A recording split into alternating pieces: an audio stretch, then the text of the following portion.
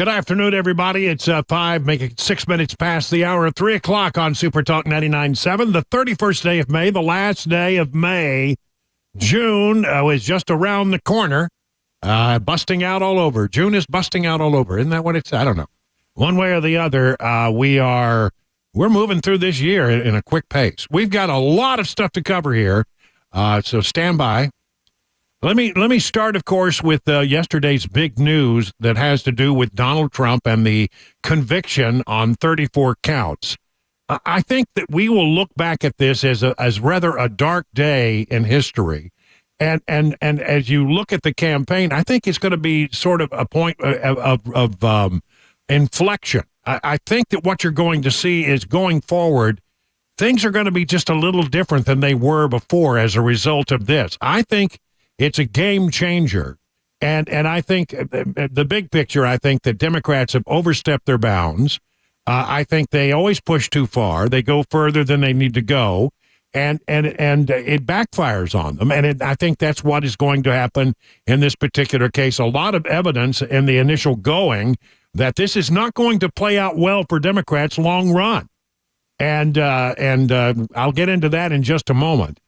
This morning, 11 o'clock East Coast time, 10 o'clock our time, Donald J. Trump held a press conference there at Trump Tower to talk a little bit about what happened, and it made it very clear that, right off the bat, that they will be appealing this in a very aggressive way. We're going to be appealing it on many different things. He wouldn't allow us to have witnesses. He wouldn't allow us to talk. He wouldn't allow us to do anything. The judge was a tyrant.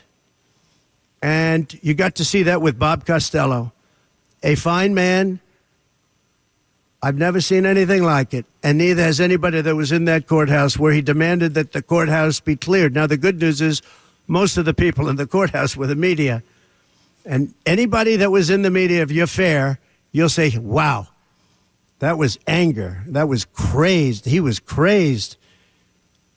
And the reason that Bob Costello acted a little bit upset, which I think he has a right to, was that every question he was being asked was being objected to by the other side and sustained by the judge. Sustained. I think he did it many times. I don't know what the number, many times. Even I was sitting there saying, and these were basic questions.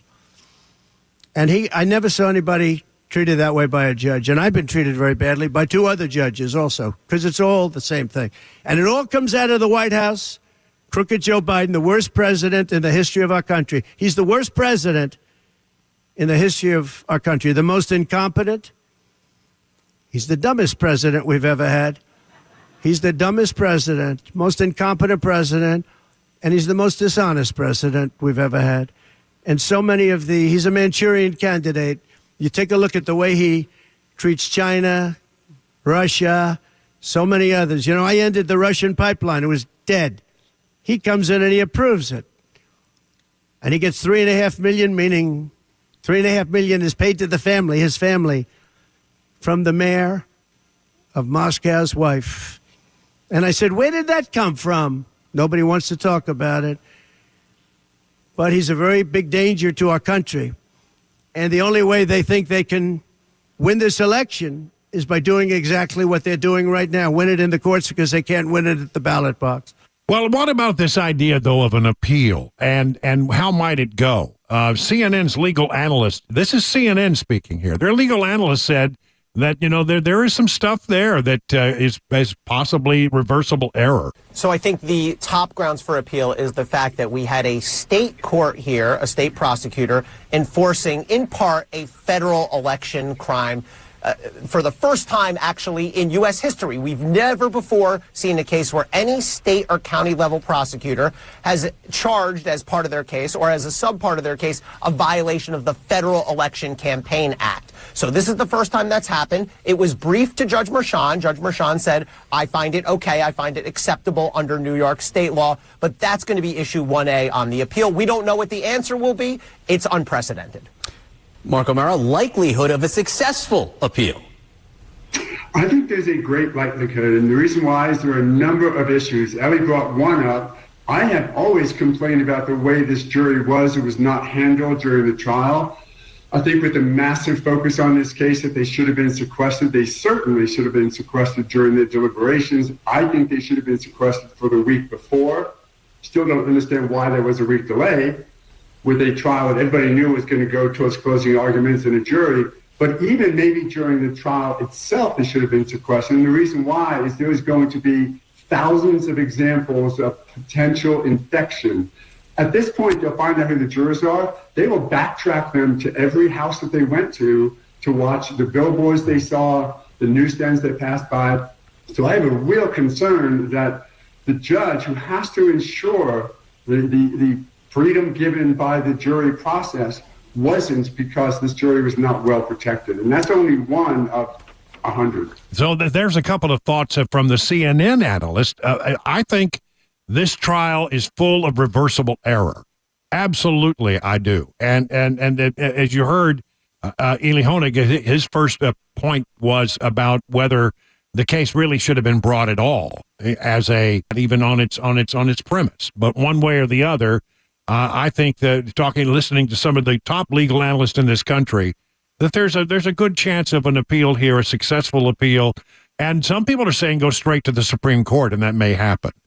But the bigger question is, of course, what this means politically. I mean, Trump is not going to jail anytime soon, even if the judge says that he thinks jail time is appropriate. I don't think he'll do that. But if he does, there will be an appeal, and generally you don't go to you start your punishment until the appeal process is complete, and that could take a couple of years, be honest with you, depending on how far it goes. So, nothing is imminent here. He is technically a convicted felon, but, I don't think that hurts him. In fact, I think a lot of people believe that this may actually help Donald Trump. Again, last night on CNN, of all places, they had a contributor who is a conservative, a guy named Scott Jennings, who had, he said, listen, my phone's been blowing up, and I think this is going to backfire on Democrats. Well, if my phone and the text messages I'm receiving are any indication, every Republican in the country is madder than a wet hen. I mean, people who are decidedly non-MAGA, not Trump fans, are blowing up tonight saying this case never should have been brought.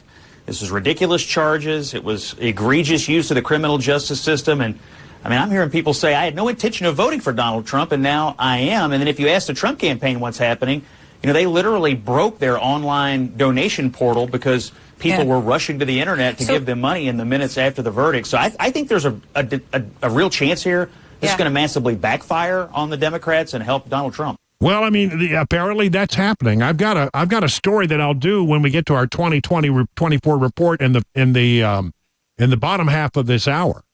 But his polls may be up already as much as 6 points as a result of this. Here's a little example. Venture capitalist and former Hillary Clinton donor Sean McGuire announced that he had donated $300,000 to Trump campaign following his guilty verdict on Thursday, stating he refuses to live in a society where people are afraid to speak. The news came as many decried the verdict as a symbol of America's final descent into a third world banana republic.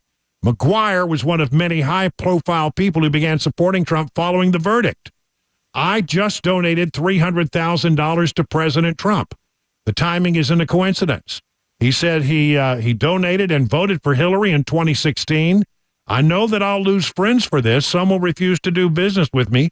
The media will probably demonize me, as they have done so many others before. But despite this, I still believe it's the right thing to do. I refuse to live in a society where people are afraid to speak. McGuire said Biden's debacle in Afghanistan, his fostering of foreign wars, were the main reason he will no longer be voting for Democrats. He said he had spent hundreds of hours following the trials and researching the charges against Trump, concluding they were all politicized, underhanded forms of lawfare designed to derail Trump's presidential campaign. If these are the worst things they can find, then he did less wrong than I otherwise would have assumed. There is a real chance President Trump is convicted of felony charges and sentenced to prison, he said. So he made he put his money where his mouth was, made a $300,000 donation, and this is a guy who once supported Hillary Clinton. So has this backfired? I think entirely possible. You know, somebody else that believes it is Marco Rubio, who's been talked about as a possible running mate for Donald Trump. I think we have to divide the political aspects of this and then what it means to our country. From a political side, you know, this is a big win. I mean, Trump's website last night crashed. I mean, there's so many people giving money. I don't know what the number was at. I mean, within the first 30 minutes, it was like $50 million. They've convicted him of a felony because he categorized a payment to his lawyer as a legal expense. That's a felony.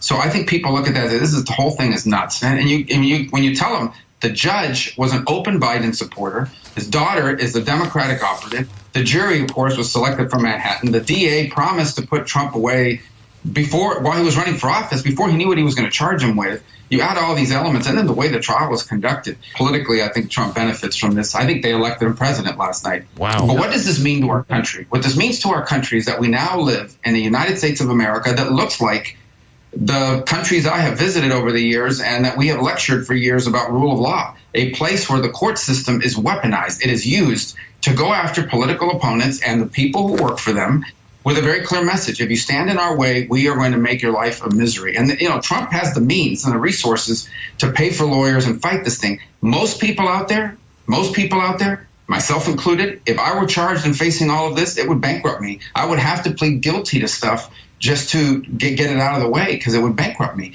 And that's what I think we need to fear now, is that there are plenty of Democrats, Soros, left-wing Marxist prosecutors prepared to charge people on the right with crimes in order to get them out of politics. And that's a very scary place to be. I never thought I would live in the United States of America that had that feature of its politics. That's where we are now. That's the line these people have crossed. That's Marco Rubio. Now, I just found this story about the 6-point bump. Here it is. This is from the Daily Mail. They did a snap poll. They looked at and they talked to 403 likely voters immediately after the guilty verdict to assess the impact on the November election. And it looks like he got a 6-point bump out of it. Teflon Don rides again, according to an exclusive snap poll for DailyMail.com, which found that the guilty verdict in Manhattan only improved the former president's standing with likely voters ahead of the 2024 election. Of those who said that 34 guilty counts had changed their view of Donald Trump, 22% said they now had a more favorable rating compared with 16% who said they viewed him more negatively. The 6-point net positive result is another sign of the way the businessman turned politician seems to able to rise out of crises that would sink anyone else. In a tight election, it could be enough to get him across the finish line. So, again, there's some little initial indication. We'll get more definitive polls and a better kind of polling than the snap polling can provide for us over the weekend. And I think that by the time I come back to you on Monday, the real story is going to be is that Donald Trump's numbers are going up dramatically as a result of this because, well, I mean, every time we've thrown something at the guy, every single time, it turns out that his numbers go up. You know, and that has been, if past his prologue, it's true. That's why I call him Obi-Don Kenobi. If you strike me down, I shall become more powerful than you can possibly imagine. I mean, the more you throw at him, the more powerful he becomes. It's true. It's really true.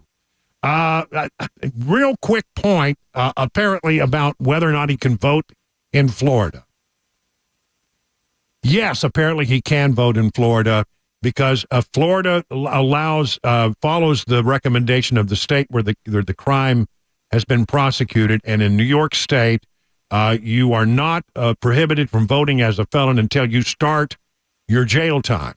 So unless he gets thrown into jail, which I don't think is likely to happen between now and the election, then he will be able to vote for himself in Florida. It won't be an issue. I don't think we're really going to get any real adjudication of this on July 11th. I think the judge may hand down his punishment, but it won't mean anything until the appeal process is over. Meanwhile, the current president of the United States took to the microphones today, and this is what he said. It's reckless, it's dangerous, it's irresponsible for anyone to say this was rigged just because they don't like the verdict. The American principle that no one is above the law was reaffirmed. Donald Trump was given every opportunity to defend himself. It was a state case, not a federal case. Can you tell us, sir, Donald Trump refers to himself as a political prisoner and blames you directly. What's your response to that, sir? And this is as he's walking away, and he stops, and he looks back, and he grins at the camera for about 3-4 seconds, then walks on. Should he be on the ballot, sir? He doesn't answer any more questions. But that's that moment where he paused and looked back and just gave him this devilish grin, but decided not to say anything. So there you have all of that. Look, we'll be talking about this throughout the 4 hours that I'm with you here. But I think my big takeaway after catching my breath and reading everything this morning and preparing for this show is that this is in the grand scheme of things. You know, you're mad and I'm mad and a lot of people are mad. And the thing we need to do is channel that anger in a positive way. And as some people have done, you know, just by making donations to the Trump website, $34 million collected overnight by people who were outraged by the verdict. But I think that my ultimate feeling about this is, and I believe I'm right about this, is that they're going to rue the day they went down this path, the Democrats are, because I think it's going to push him into the presidency. I think Marco Rubio is right. More in a moment, 22 past the hour.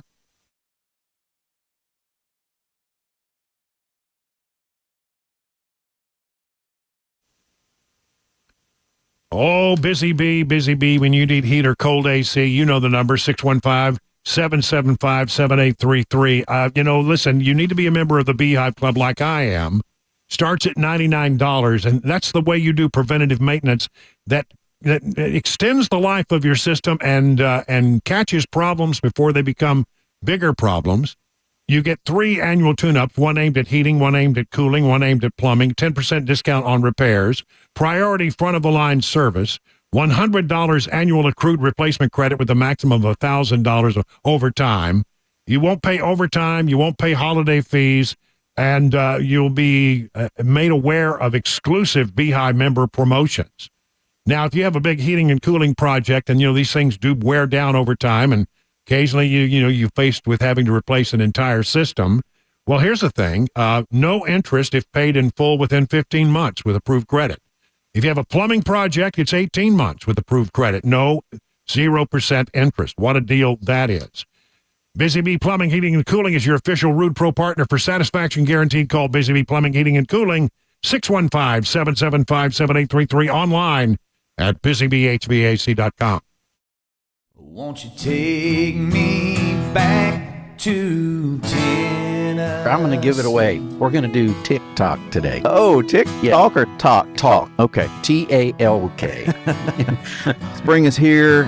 Today we're going to talk about ticks. Bugs are coming out. Unfortunately, ticks are coming out. People are going to be out in the woods. First, the types of ticks. American dog tick, the black-legged deer tick, the Lone Star tick. We've got a Gulf Coast tick. Got a new one coming in, the longhorn tick. These are the ones we need to watch out for. 75% of vector transmitted diseases now are from ticks. Rocky Mountain spotted fever, rickelosis, tularemia, Lyme disease, almost flu-like. You're going to run a fever. You may or may not get a rash in the saliva. They secrete the cement to glue themselves in. Oh, wow. Yeah, that's great. So you need to get some tweezers, get down on that capitulum and grab it and pull the tick off. Do not grab the body. A lot of people think ticks drop out of trees. They don't drop out of trees. And they can't jump. And they can't fly. So they're in the leaves, on the plants and things. On the grass. On the leaves of the grass. And they do this number with their front legs. And that's called questing. They are sensing a prey item coming by. They'll take those legs and latch on and then crawl up. And then there you go. You're battling it.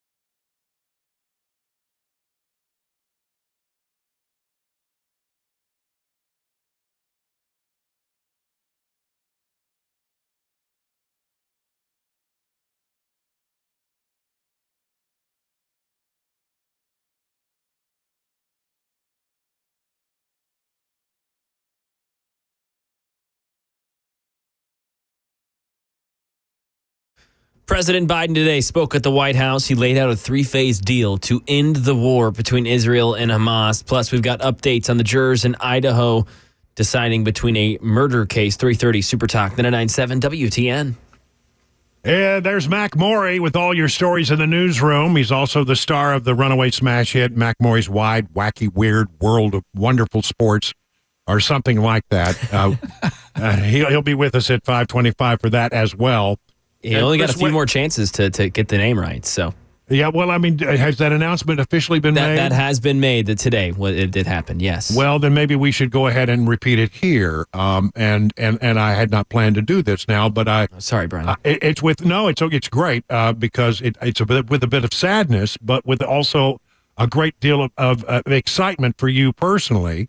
You will be leaving the station ere long, and you're going to be taking a job in Kansas City doing the thing that you love, which is sports. And I'm sad for us because we're going to be losing a great hand and somebody that I really have come to adore and love. But you're going to be able to do the thing that you have such a passion for. Tell us all about it. Yeah, man. So I took a job with the flagship station, the Kansas City Chiefs affiliate radio station there in Kansas City, 610. It's the morning show. They've been together, Fesco in the mornings, for 16 years. Very highly rated and well sought out. And they need a new producer. They need some young, fresh blood in there. And somehow I fit the bill. I don't know how, but I was able to find my way in there. But yeah, I mean, I've had over 2 years now here at Super Talk with you guys. And again, as I've said before here on Murphy's show and, of course, Chris Ann's show, just been able to grow and learn so much. And part of that, I mean, a huge part of that, Brian, is this show here on The Drive. I mean, not only is it The Drive and the big, time slot, but you gave me, Mac's wide, wacky, weird, whatever world of sports. And that was a huge chance for me to kind of grow and finally refine my, craft live on the air, even if it's only 5 minutes, coming up with something and talking about it, just to kind of give me an outlet for my passion here. It was really nice of you, and it gave me room to grow, and no doubt it helped me find this new spot, this new landing spot. I'm very excited, but also very sad to leave the wonderful Super Talk family, the listeners that have been just so welcoming to me over these past 2 years. I came in green and young. I'm leaving a little bit less green, a little bit less young, but still just super thankful for my time here. All right. I just can't figure out why you would want to go work for a Kansas City Chiefs that's station. Weird, right? What? It's weird. It's odd. It's odd. Yeah. There's no accounting for taste. But no, we are very happy for you. Yeah, absolutely. If I may take just an extra moment here before we end up this segment. Yesterday we were doing an interview in the 3 o'clock hour that has reverberated in about a half a dozen different ways.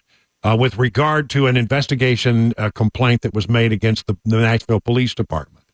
As part of that that story that we broke yesterday and the interview we did at 3:35, there have been some new developments that have happened and has opened up some avenues of inquiry with regard to the Covenant School shooting.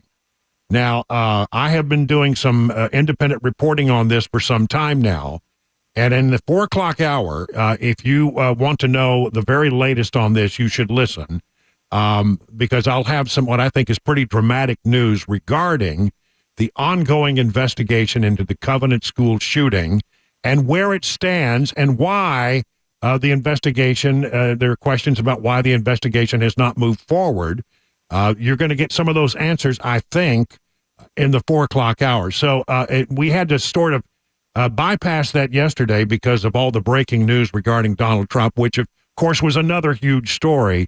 But I don't want this to pass by, and I want to tout you to come back at 4 o'clock if you have to leave, because the information that I'm going to reveal at 4 o'clock I think is pretty eye-opening with regard to the Covenant shooting and the things that the information we've been able to develop about the investigation. So I hope you'll do that.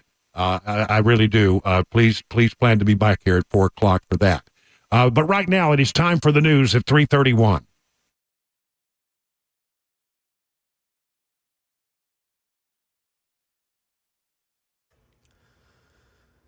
.331, I'm Mac Morey with your top stories. Currently 80 degrees or just under 78 degrees right here in Nashville. A beautiful sunny day. We're expecting a lot of rain tomorrow. Full weather forecast. Our first traffic report coming up 5 minutes.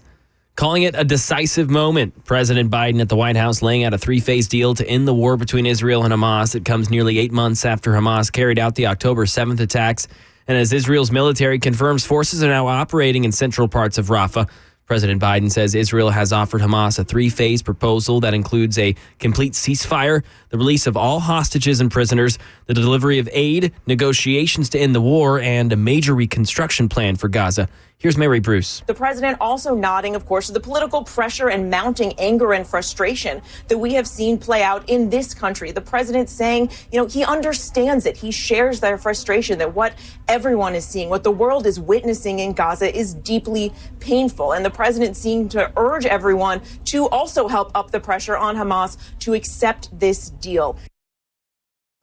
And now over to Idaho. Jurors, they are now deciding if the man convicted this week of murdering family members in a doomsday apocalyptic plot should be given the death penalty. Here's Alex Stone. Jurors who on Thursday convicted Chad Daybell on all counts for murdering his ex-wife and his new wife's two children, 7-year-old JJ and 16-year-old Ty Lee, in 2019, listened to victim impact statements on Friday as they now have to decide if Daybell should be sentenced to death. Kay Woodcock was JJ's grandmother. She told jurors, "There's a hole in my heart and the hearts of every member of my family that can never be filled and will remain for the rest of my life." And that is the latest news, traffic, and weather on the way. I'm Mac Morey, WTN News. Hey, what's up, guys? This is Matt Murphy for Members Nutrition. I want to tell you about the Members Nutrition difference, and I want to encourage you to go over to the Members Nutrition website. Number one, they believe at Members Nutrition that they can sell vitamins and supplements at a lower cost point, and they're doing it every single day at membersnutrition.com. Number two, they want to make these products right here in the United States of America, not from some overseas company, and they do that every single day. I encourage you to go to membersnutrition.com. You'll get 50% off your purchase price at checkout. You don't have to put in any codes. Just go to membersnutrition.com. Once again, membersnutrition.com.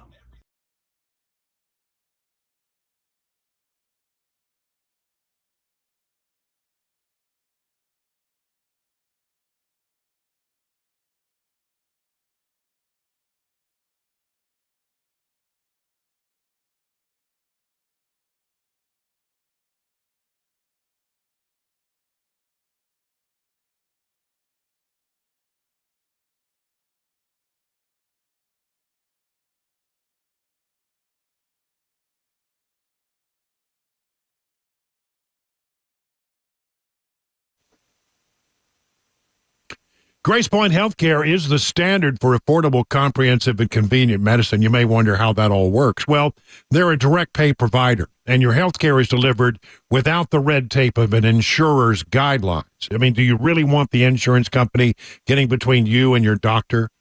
Smart Care plans make it even more affordable. They start at $69 a month, and for that, you get free office visits and basic labs for the entire year. Grace Point identifies and treats the root causes of a condition, not just the symptoms, utilizing a comprehensive, functional approach, and by usually seeing you the same or the next day, you're treated at your convenience.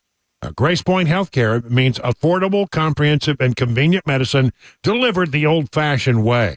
Located on Main Street in Franklin, here's the number, 599-6868. That's 615-599-6868 to set up your appointment.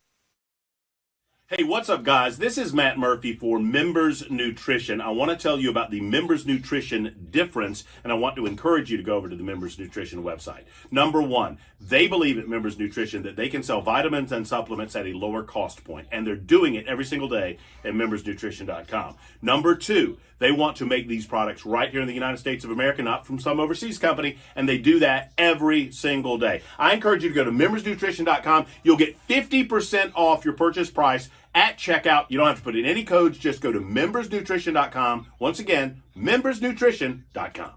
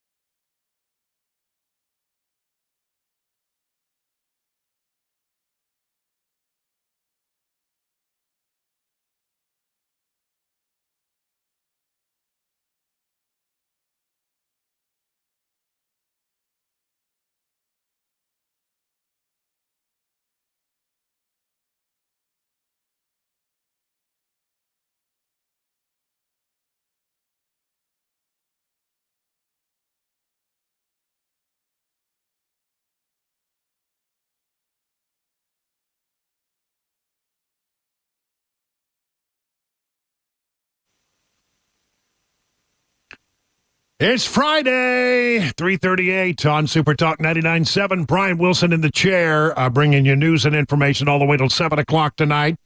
This is the Friday, and so we'll have not one exciting round, but we do two. I mean, because when you have a good thing, you just got to do it twice, right? This is Friday, so at 4:35 and 5:35, we'll be doing an exciting round of Phone Your Farb Friday. Yesterday, the phones were on fire as people reacted to the verdict out of the court in New York. And I have a feeling people have still got a few things they want to say. So get your thoughts together and get ready for the Phone Your Farb Friday, what do you call it, a fiesta. We'll call it the Phone Your Farb Friday Fiesta or something like that at 4:35 and 5:35. Oh, okay, now I want to do a little 2020 update here. Because I think, as I've said earlier, that the verdict in the trial in New York, I actually think that it's gonna backfire in a huge way, and we've already seen some indications of that by the number of people who have gone and made donations to Donald Trump. It's really quite amazing. This story gives you some idea of it from the Washington Examiner. Republicans are reporting record fundraising hauls in the wake of former President Donald Trump's New York trial verdict. The Trump campaign sent out a statement saying it has shattered fundraising records by bringing in, are you ready for this number, $34.8 million in one day, almost twice as much as any single day in the past. From just minutes after, this is their statement, from just minutes after the sham trial verdict was announced, our digital fundraise system was overwhelmed with support, and despite temporary delays online because of the amount of traffic, they had apparently it overwhelmed their system. So many people tried to get in to make donations that it crashed the system, but they got it back up in relatively quick order. And he raised $34.8 million from small dollar donors. A statement from the campaign advisors Chris LaCivita and Susie Wiles read, not only was the amount historic, but about 30% of yesterday's donors were brand new donors, people who had never donated before, which indicates that something is going on there. Now, they're small dollar donors. Now, they have other ways that they raise money besides this one particular website. Former New York gubernatorial candidate Lee Zeldin is working with the President Trump Joint Fundraising Committee, and he texted out yesterday or tweeted out that he had secured an $800,000 donation from someone he's never, he said, experienced a massive ask that was answered that easily. I told you earlier about the former Hillary Clinton donor and supporter who gave $300,000 to Trump and while complaining that he didn't think that the process had been fair and that America was becoming something of a banana republic by the way their courts were acting. I mean, that's somebody who once voted and donated in a substantial way to Hillary Clinton, of all things. National Republican Congressional Committee said the National had their biggest fundraising haul of the election cycle following the verdict. They alone raised $360,000. The huge haul has come despite Trump's donation website crashing within minutes of the verdict being announced. Trump relies on the fundraising money for several things, not only running his campaign, but to help him with his legal problems. And so people have decided in a big way that they are going to contribute and support this. Yesterday, people were so mad when they called in. I mean, really mad. And it's not my job to raise money for a candidate, but the one thing I would say is here's a way to channel your anger if you feel really strongly about it and you're in a position to do so. Just say it.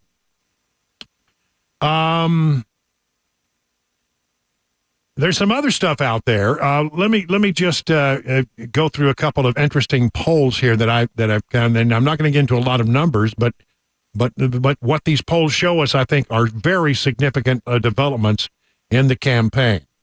A new poll out from the Arab American Institute has found that Trump holds a massive lead over Biden among Arab Americans in Florida, Michigan, Pennsylvania, and Virginia. The poll released on Thursday found that 32% of Arab Americans in these 4 states would cast their ballot for Trump. 18% said they would vote for Biden.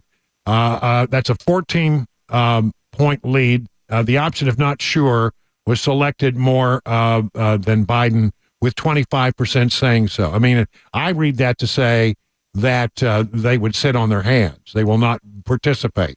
But compare this, only 14% of the Arab American voters in this country say they're going to vote for Biden, when the last time around he got 60% of Arab American votes. Trump leads Biden 44 to 8% in Florida among Arab Americans, 28 to 15 in all-important Michigan, where they have the largest concentration of Arab American voters in the country in the Dearborn area.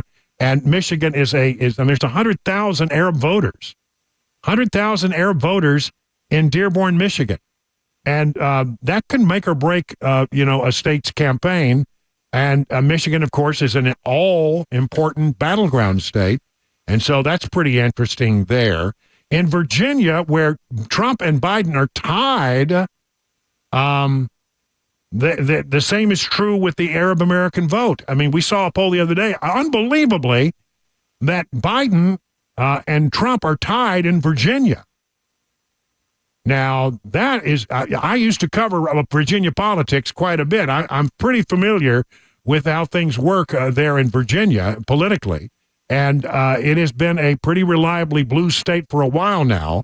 I mean, they do have a Republican governor, but there have been some real issues there, and Republicans have not done well in the state of Virginia in some time now, by and large. So to have them tied there is remarkable, and apparently with the Arab American voters in Virginia, they're tied as well. Trump also holds a larger portion of his party, with 70% of GOP Arab Americans saying they would vote for Trump, while 46% of Democrat Arab Americans say they would support Biden. An additional 27% of independent Arab Americans said they would support Trump, while 13% said they would vote Biden, and 33% said they were not sure.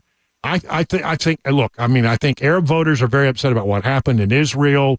They're very upset about that, and that's why Biden has been trying to walk the tightrope of support between Israel and Gaza. But Arab American voters are not happy with what they see as a continued support of Israel by this administration. Now, on a personal level, I think that's the right thing the administration should do, but the Arab American voters don't like it.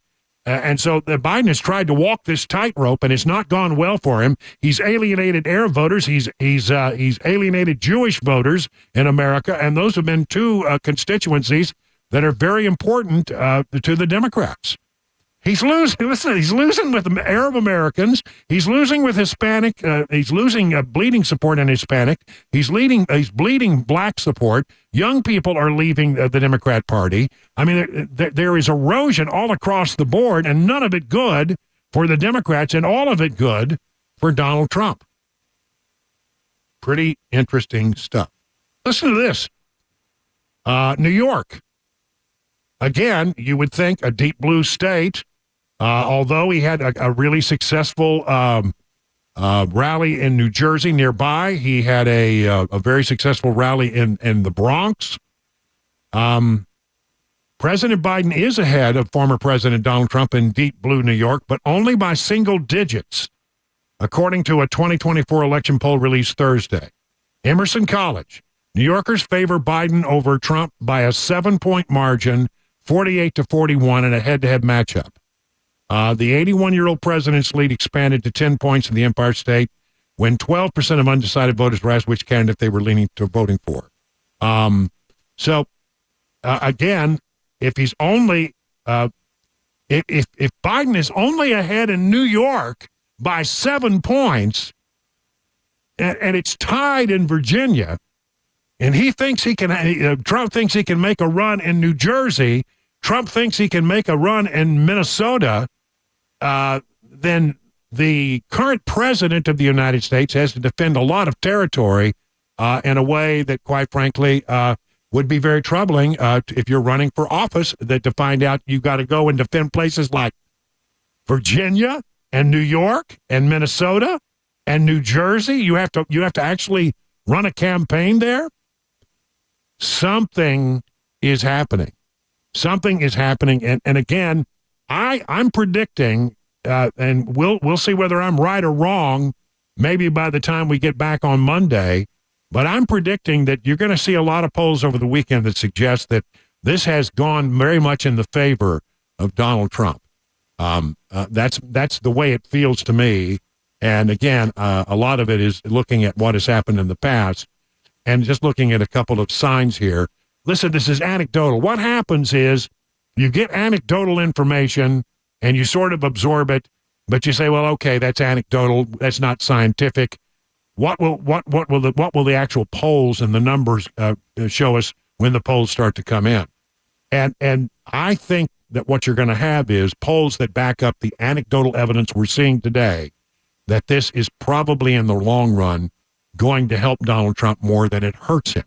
And it's going to be another blow to Democrats. I mean, this was their shot. This was, they were going to take their shot. This was going to be it. They wanted to get a conviction so they could call Donald Trump a convicted felon. And you know what? I don't think it's going to change things one whit. I honestly believe it may actually help Donald Trump. I believe that sincerely. We'll see exactly how that all plays out as we get more definitive numbers from the over the weekend polling. Right now, 50 minutes past the hour of 3 o'clock on Super Talk 99.7. The Guaranteed Offer is the easiest way to sell your home. It's really simple. We bring you an all-cash offer. You close in as little as 21 days. No home inspections, no lockboxes, no open houses. Go to markspain.com to get a guaranteed offer and start packing.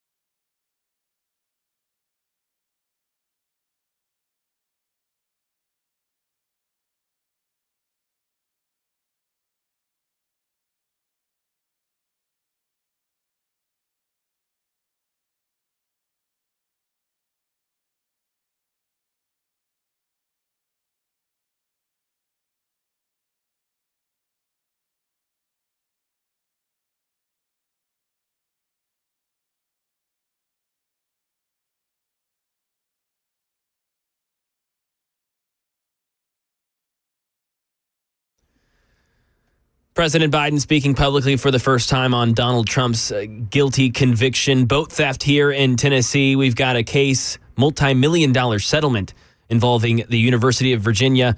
And we've got a famous musician, actress, star in general, canceling her latest tour. We'll tell you who that is. 4 o'clock, Super Talk, 99.7 WTN.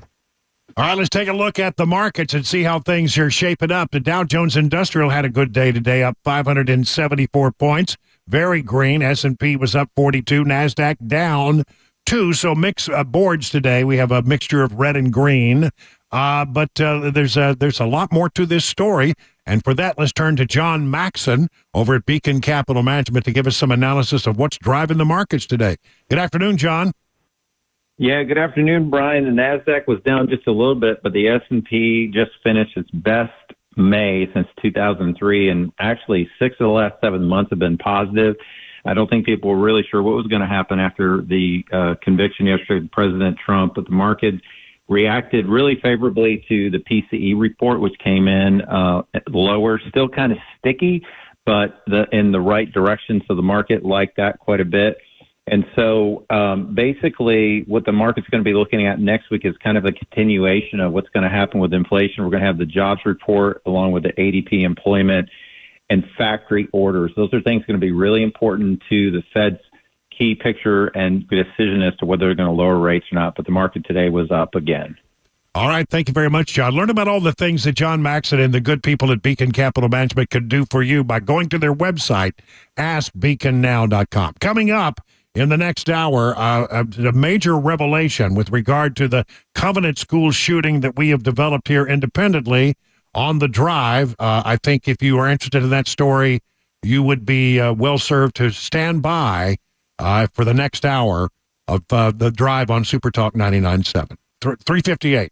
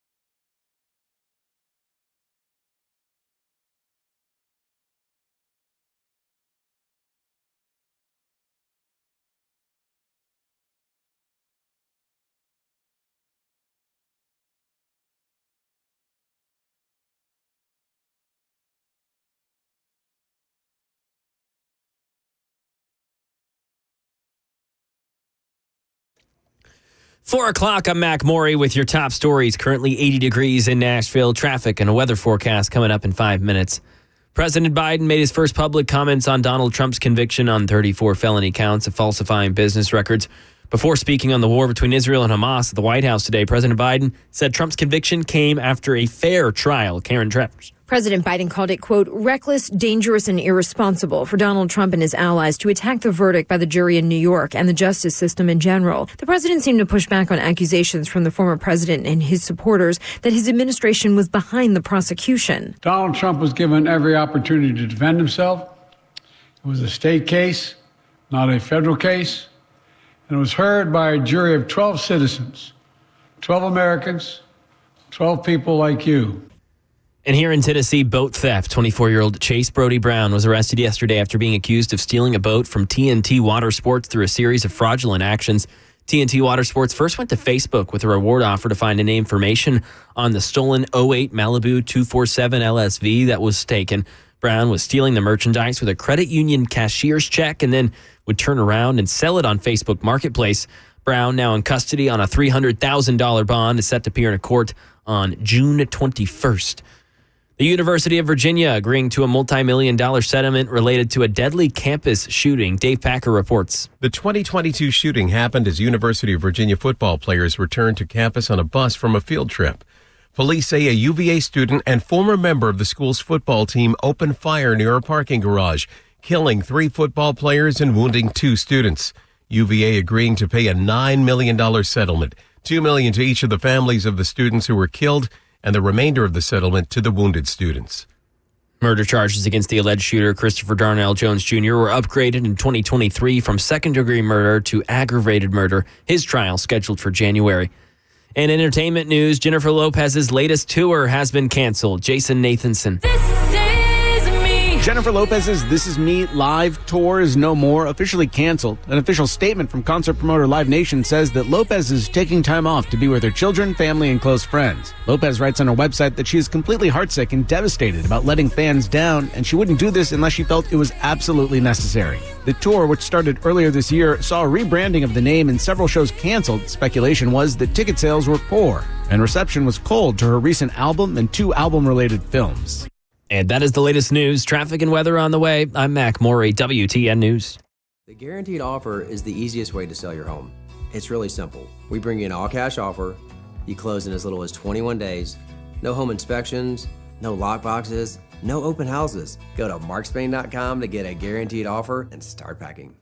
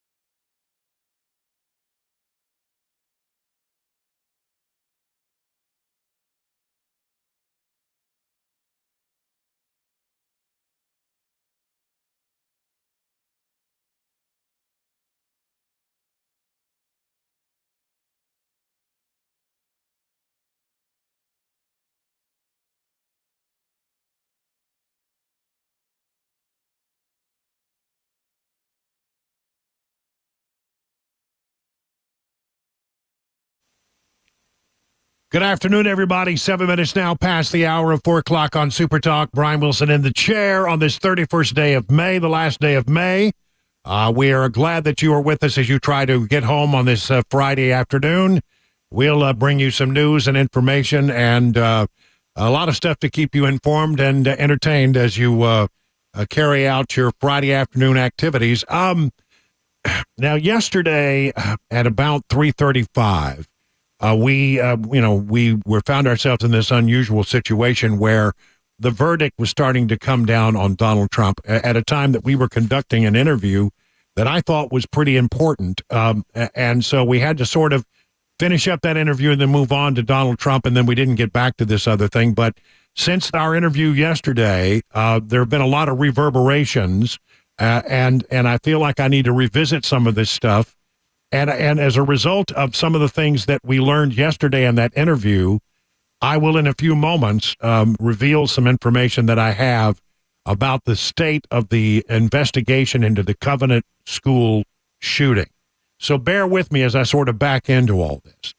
It started with a guy by the name of Garrett Davidson, a former lieutenant who worked for the Police Department Office of Professional Accountability, and he left there in 2011. He joined in 2011 and left not long ago, and now he has filed a 61-page complaint aimed at the brass of the Metro Nashville Police Department. Now, yesterday on my website, UrFarb.com, I posted an unredacted version of all 61 pages of the complaint, to my knowledge, the first time that had been done. As a result of those actions, and we had thousands of people who came to our website to look at that document, and it's still there, yourfarb.com, if you want to take a look at it.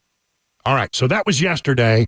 Late in the day, the Nashville Metropolitan Police Department released an unredacted version of the same document, rather a redacted version of the same document to other news organizations because, well, it was out there.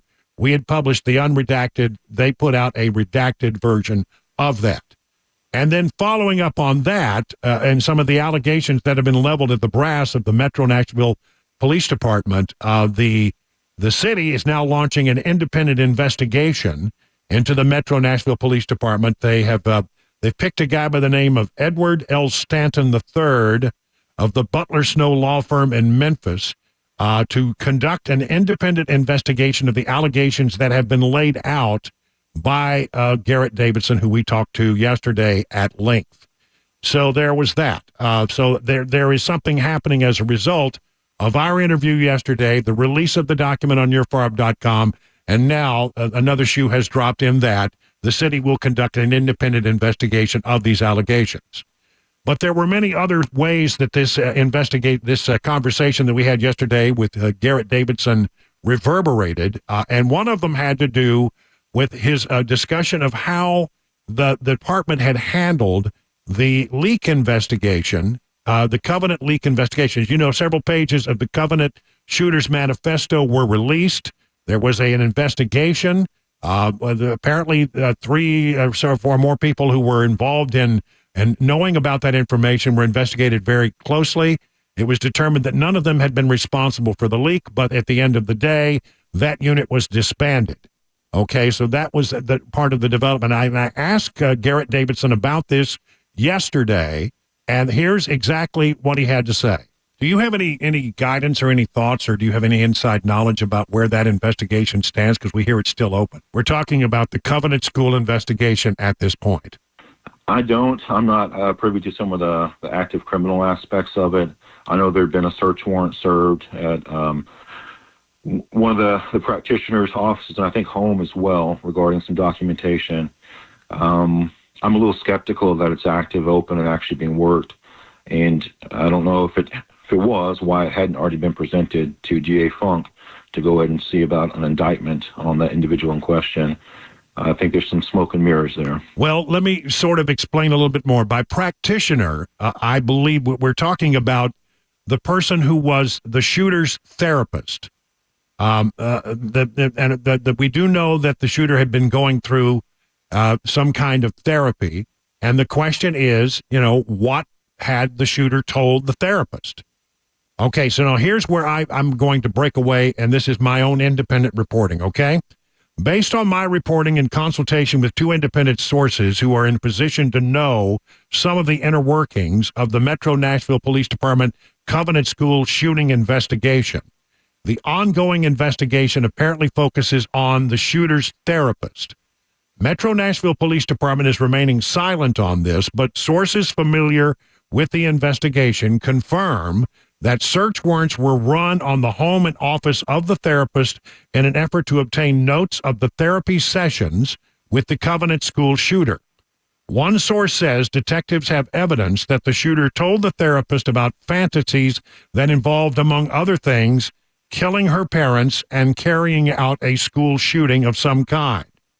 Now, a therapist has an obligation to report in the state of Tennessee. There's an ethical code of conduct for such therapists, and it reads that a client is an imminent, they must report if a client is an imminent and violent threat toward themselves or others. And they say knowing when to break confidentiality in counseling is key because there are certain situations where the therapist is legally obligated to do so. If the therapist's confidentiality is not breached in these cases, the therapist may be subjected to censure. There is a discovery of their failure to fulfill their legal obligations. What are the legal obligations in the state of Tennessee? Tennessee Code 33-3-206, written in 2021. If a patient has communicated to a qualified mental health professional or behavior analyst an actual threat of bodily harm against a clearly identified victim, and the professional, using the reasonable skill, knowledge, and care ordinarily possessed and exercised by the professional's specialty under similar circumstances, has determined or reasonably should have determined that the patient has the apparent ability to commit such an act and is likely to carry out the threat unless prevented to do so, then the professional shall take reasonable care to predict, warn, or take precautions to protect the identified victim from the service recipient's, the patient's, violent behavior. In other words, there's a mandatory requirement that mental health officials who are working in this arena report to officials if they believe that this person is going to do harm to themselves or others. They must tell police. And obviously, this is where it gets very interesting, because if the therapist, whose name to me is unknown at this time, has information of this nature and had shared it with law enforcement officials, it is entirely possible the Covenant School shootings could have been prevented. Now that is a sobering thought. A sobering thought that the 6 people killed by the shooter might well be alive today if the therapist had warned police about the nature of the conversations that they were having with the shooter. Now, a part of this is apparently all verified in the notes taken by the therapist. The question that is now looming is if the Nashville Police Department has developed such evidence, as my sources have told me, why hasn't DA Glenn Funk brought a case up against the therapist? That would be, when you hear that the investigation is still open, it is still open because apparently they are investigating this now. What's happened? How long have we gone now without any action in this matter? So if indeed the therapist had this information that the shooter had fantasies and discussed in the therapy sessions, wanting to kill parents or to carry out a school shooting, that should have been instantly transmitted to police, and police could have then perhaps intervened in this particular case and stopped this tragedy from occurring. But why, after running of search warrants and getting the notes, have we not seen any movement on this is unclear.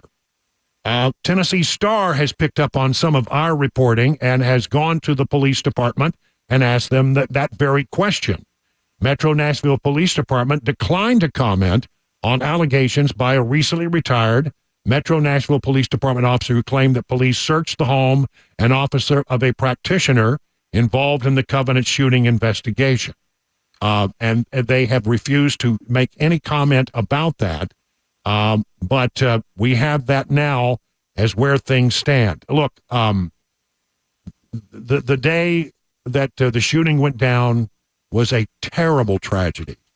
And we know that there's still a lot of pain and suffering that is being felt by people in this community about that. And Lord knows I can't even begin to understand what the parents and those who lost loved ones on that day have gone through as a result of this. But it's becoming increasingly clear in talking to my sources that Metro Nashville Police Department has developed information with regard to this therapist and the conversations the therapist had with the shooter that are very eye-opening and could potentially lead to prosecution of the said therapist, because the said therapist apparently did not go forward and make any kind of warning to police that could have prevented the shooting from happening in the very first place.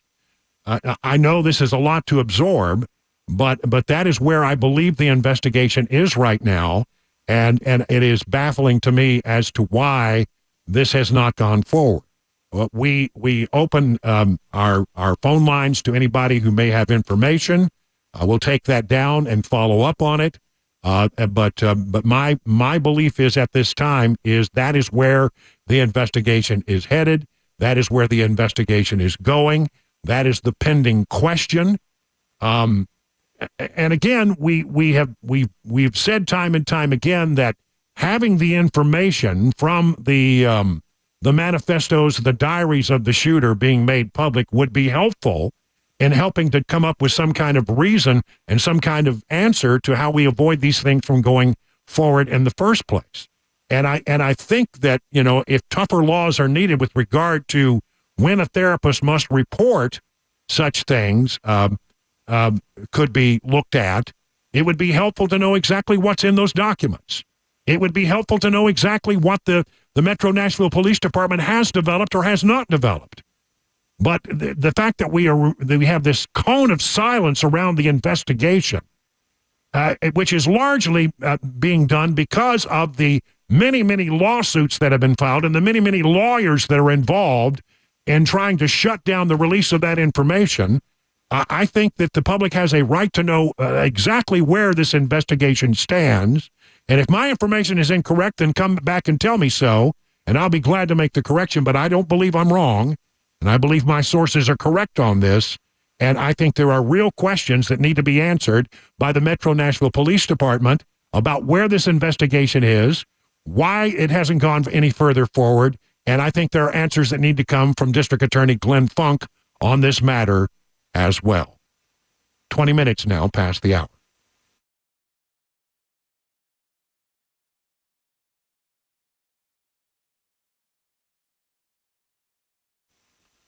Are your retirement assets structured to minimize taxes? Might be hard to believe, but many hardworking Americans like you could be overpaying on taxes in retirement.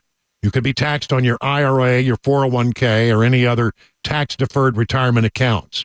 Beacon Capital Management is here to give you peace of mind, and with the threat of massive tax increases on the horizon, your nest egg could be in trouble unless you take advantage of defensive tax-saving strategies now. Defend your hard-earned retirement savings by scheduling a free retirement tax reduction analysis today.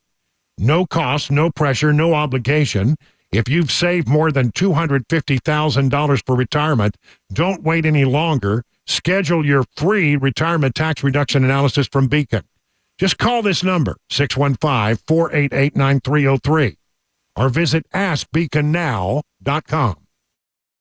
Hey, what's up, guys? This is Matt Murphy for Members Nutrition. I want to tell you about the Members Nutrition difference, and I want to encourage you to go over to the Members Nutrition website. Number one, they believe at Members Nutrition that they can sell vitamins and supplements at a lower cost point, and they're doing it every single day at membersnutrition.com. Number two, they want to make these products right here in the United States of America, not from some overseas company, and they do that every single day. I encourage you to go to membersnutrition.com. You'll get 50% off your purchase price at checkout. You don't have to put in any codes. Just go to membersnutrition.com. Once again, membersnutrition.com.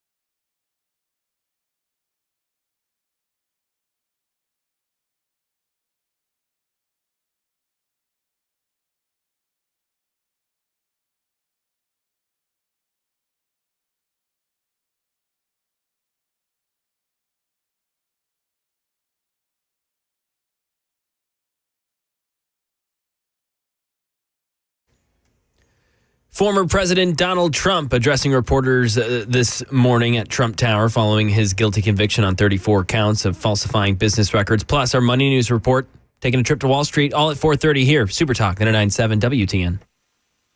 So 25 minutes now past the hour of 4 o'clock on Super Talk 99.7. I'm Brian Wilson, your friend and radio buddy. I mean, what a hell of a day we had yesterday, and I just want to follow up on the earlier conversation I was having about this investigation at the police department. Now, this guy, Garrett Davidson, a former lieutenant at the Office of Professional Accountability, the interview that we got yesterday with him was very wide-ranging, and it goes into great detail about some of the things that he saw while he was there that he felt were handled badly by the brass at the Metro Nashville Police Department.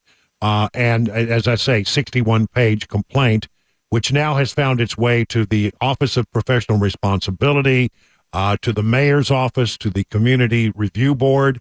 They're upset about a whole different element of this thing, which has to do with the fact that the allegation being made by Garrett Davidson, the former lieutenant, that the brass at the Metropolitan Nashville Police Department worked hand in hand with state legislators to pass a bill that would limit the power of the Community Oversight Board. Now, they did indeed pass that law, and since then, the community, now called Community Review Board, has been sort of hamstringed in its ability to conduct investigations or inquiries with the National Police Department. Now, that's okay by me because I never really was a big fan of the old Community Oversight Board in the first place, but they're pretty upset about it, and that's one element to the story. There will be an independent investigation carried out by an attorney that's been hired by the city, and the attorney has pretty good credentials. That he is currently working to oversee the activities of the Memphis Police Department. He has been chosen at times by Governor Lee to look into certain matters. And now he's been hired to do an independent investigation of this 61-page complaint filed by a former member of the Office of Professional Accountability, Garrett Davidson, who we had on our show yesterday. But the other information that is sort of blooped out there, it's one piece of a larger puzzle that I've been working on for some time now to try to figure out what's going on with the Covenant School investigation. We as a community, and I feel this very strongly, we deserve to have more answers than we've been given by this police department. And I think because that we have all of these lawsuits bouncing around, and all God's children in this town that have a law degree apparently involved in trying to keep those documents from becoming made public, is causing the police department to clam up and say nothing. And I think they have an obligation to tell us more about this investigation and why it is still an open investigation. And what are they going to go forward? Will there be any additional prosecutions? And to confirm for us what my sources are saying, that the investigation that remains is aimed at the therapist and who apparently, according to my sources, did not come forward and warn the police department when they had an ethical and a legal obligation to do so. I mean, this tragedy, the real tragic part of this whole story is that the tragedy that happened at the Covenant School might have been prevented had that happened. So, I mean, don't we have the right to know more about that? Don't we have the right to get more details about that as a community?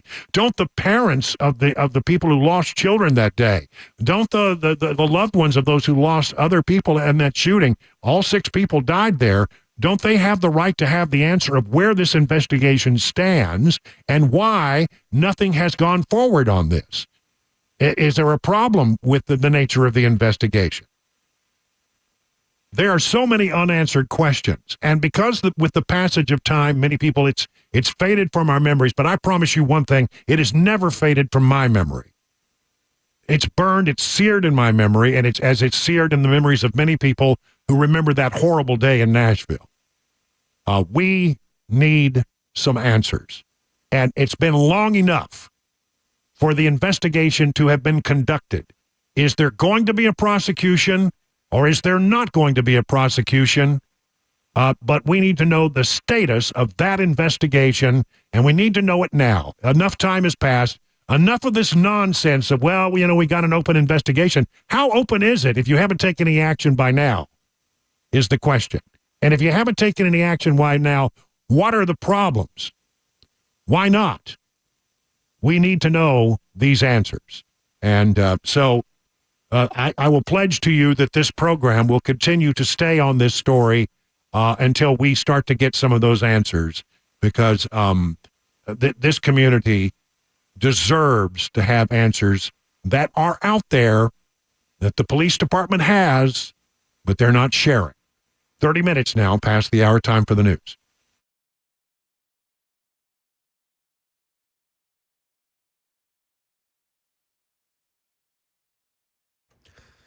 30 minutes after the hour, 4 o'clock, right here on Super Talk. It is 80 degrees and sunny in Nashville. We got a wet weather weekend forecast coming up, plus our traffic report just ahead.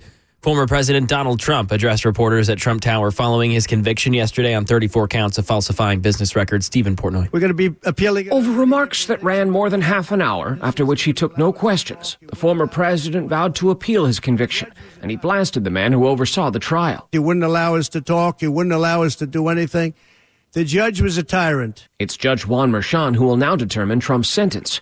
Trump's campaign says it raised close to $35 million in the hours after the verdict, nearly double a previous record. Now over to some money news. We've got Chuck Severston covering Wall Street for you. Most U.S. stocks rose Friday after a report showed inflation is at least not worsening, but drops for some big technology stocks kept indexes in check. The broad S&P 500 index ended 42 points higher for its first losing week, though, in 6 weeks. The Dow gained 575, and the Nasdaq index ended down 2 points. Dell tumbled nearly 18%, even though the tech company matched analyst forecast for profit in the latest quarter. Its stock had already soared 122% this year ahead of the report, meaning expectations were very high, and analysts pointed to concerns about how much profit Dell is squeezing out of each dollar in revenue. NVIDIA fell for a second straight day, losing about 1% as its momentum finally slows after soaring more than 20% since its blowout profit report last week. The chip company was the heaviest weight on the S&P 500 Friday, outside of Microsoft's and Amazon's fall. And that is the latest news, traffic, and weather on the way. I'm Mac Morey, WTN News.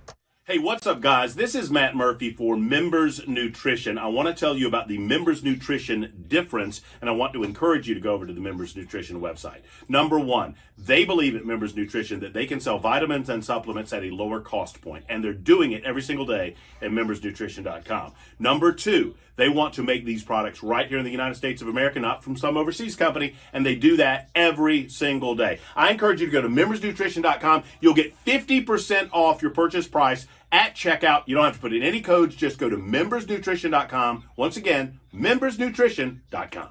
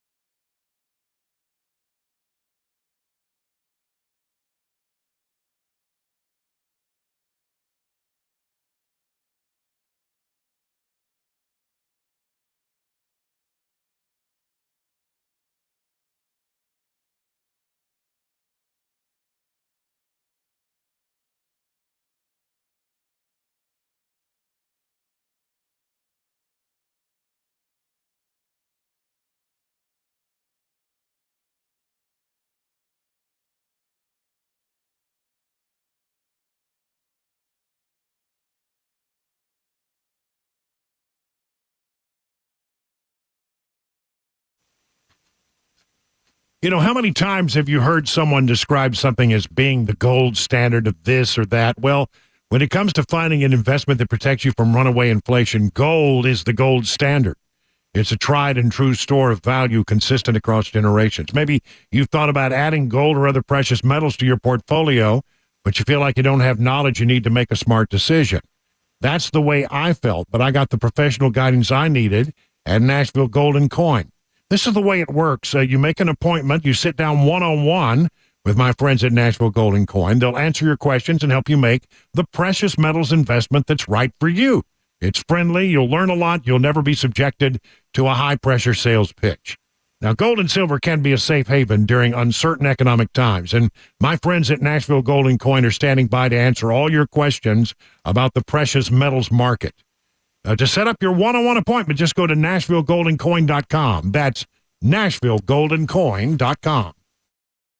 Hey, what's up, guys? This is Matt Murphy for Members Nutrition. I want to tell you about the Members Nutrition difference, and I want to encourage you to go over to the Members Nutrition website. Number one, they believe at Members Nutrition that they can sell vitamins and supplements at a lower cost point, and they're doing it every single day at membersnutrition.com. Number two, they want to make these products right here in the United States of America, not from some overseas company, and they do that every single day. I encourage you to go to membersnutrition.com. You'll get 50% off your purchase price at checkout. You don't have to put in any codes. Just go to membersnutrition.com. Once again, membersnutrition.com.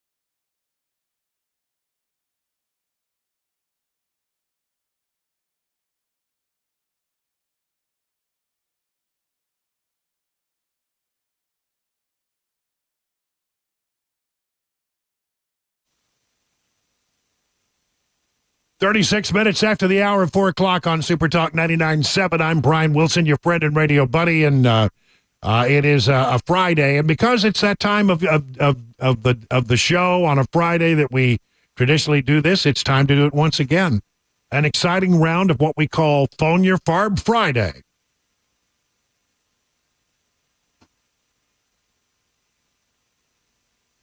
That's right. What's on your mind? 615-737-9986. I mean, maybe you still got some things to say about what happened yesterday to former President Trump in that New York courtroom. Maybe you got a burr under your saddle. Maybe you got a bee in your bonnet or a cicada in an unfortunate spot. 615-737-9986.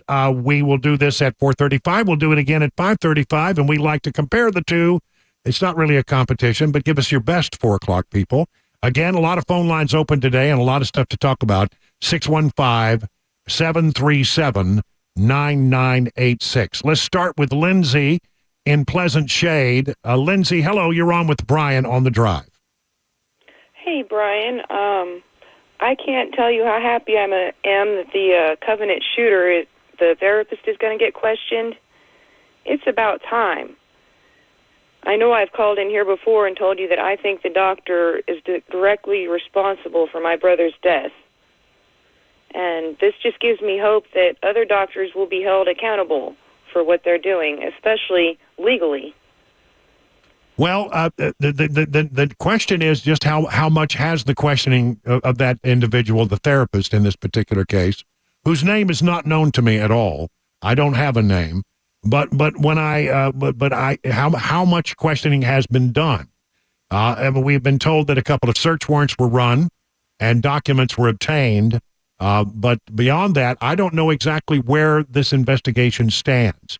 But it seems to me that if that's the open part of the investigation, it needs to be brought to a conclusion. And there is no excuse that I can think of for it not having been brought to a conclusion before now. One way or the other, they need to tell us either the investigation is still open and active and what it pertains to, or they need to tell us that the case is closed. One way or the other, and why it's closed. Thank you much for the call. Joseph, out on the road, you're on with Brian on the Drive. What do you say, Joseph?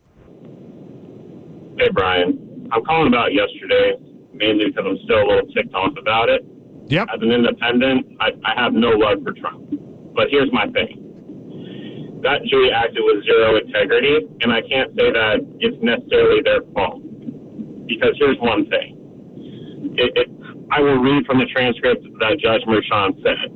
under our law, although the people must prove an intent to commit another crime or to aid or conceal the commission thereof, they need not prove that the other crime was in fact committed, aided, or concealed.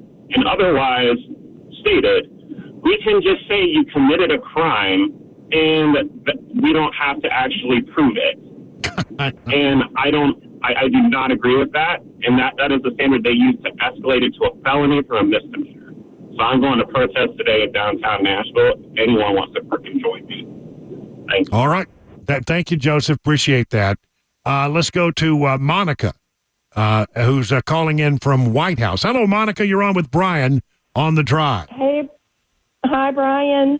I guess today I'm going to ask you if, since Mac has to leave and we will miss him, can you phone him every week like you do Pig Hegseth so that we can get some good and accurate sports coverage? Well, listen, I don't know. He's going to have his hands busy. I mean, I know a little bit about doing morning shows. If you missed the news earlier, Mac has taken a job in Kansas City and will be leaving us, I guess a week from today. Is that it, Mac? That's it. Yeah, a week from today, he'll be leaving us and going to a new job where it's his hometown. It's his dream job. It's a great station, and we're really disappointed that Mac is going to leave us because, you know, Mac Morey's wide, wacky, weird, wonderful world of sports has become something that everybody really enjoys. But I also know when you work in a morning show, Mac, you know, you're sleeping at about 3 o'clock in the afternoon or taking a nap for sure. The whole sleep schedule's about to change here, Brian. But I'll be back visiting, and I'm sure when I come back and visit, I'd love to come on, hop on, do some sports stuff with you guys. So don't worry. You're always welcome. And if I have a burning sports question, yes, please. I have your phone number, and I'm not afraid to use it. So, but we're happy for Mac. We're sad for us, but honestly, a long time ago, I decided in the world of broadcasting, when you see somebody come through that has a great bit of talent and a burning desire to do a certain thing, and they show the skill and the ability and the desire, then I've always wanted to support that person. And although I'm sad for my program, and I know everybody who works with Mac is sad to see him go, it is a wonderful opportunity, and I can't be anything but happy for him. I promise you. Thank you, man. Matt, we wish you all the best in that. We'll say more as we get closer to your final day on the air next Friday. Thank you for that call. How about Billy in Mount Juliet? Billy, you're on with Brian on the drive. What do you say, Billy? Hey, Brian, I'd like to get Congress to call that judge from New York to a congressional hearing and have him required to be there and keep him there around July 11th and just keep talking to him for hours. Well, I did see where the Republicans had said they would like to question the DA, Alvin Bragg. I don't think that Alvin Bragg's going to do that. I doubt that that's going to go anywhere. But you know, at the end of the day, you know, we're all upset about this because we feel like it was a sham trial, and this judge had his thumb on the scale in a huge way, and it's a case that probably should never have been brought. You know, we're all upset about that, but I still have confidence that somewhere the legal system will correct this error. You know, that's why we have an appellate process in this country. And I don't have a great deal of hope that the New York court will do anything, but eventually I believe that this case will be thrown out. The verdict will be thrown out. It will take some time, but it's gonna be happening in a messy way right in the middle of a national election, and that's really kind of weird. I'll tell you, strange. Thank you for the call, man. I appreciate it. Brent, out on the road. So what's up with you, Brent? What's on your mind today? Brian, I want to toss out a weird proposal for you. Yep. This is not from the good team. This would be from the less than stellar leadership we currently have. What if President Biden were to pardon President Trump right now? Well, first of all, he could, but I don't think that he will. And by the way, I keep hearing this. Yesterday when we opened up the phones, I had like 3 or 4 people who said, you know, what about this? What about this? I just don't see it happening. I don't think it's, I think they put their eggs in this basket. And you know, if there is a huge, you know, response, and as I suspect, Trump's numbers go up dramatically and Biden's numbers go down, they might think about something like this as a way to sort of fix the problem. But I mean, I think they have a hatred and a vitriol deep within their soul. Every fiber of their being, they hate Donald Trump for what they think he stands for. And I just can't imagine them ever bringing themselves to doing something like that. That's just my personal opinion. Johnny in Nashville up next on the drive. Hello, Johnny. You're up. What's on your mind? Hey, Brian. I don't know if this is possible, but when Trump wins the appeal, is there any way he can sue the state of New York and maybe get some of his money back? For bringing a case that was a worthless case and putting him through all that? I don't know if he can or not, but I hope that the law allows for something like that, because one of the things we're going to see more of this kind of political persecution, not prosecution, but persecution, unless we sort of figure that out.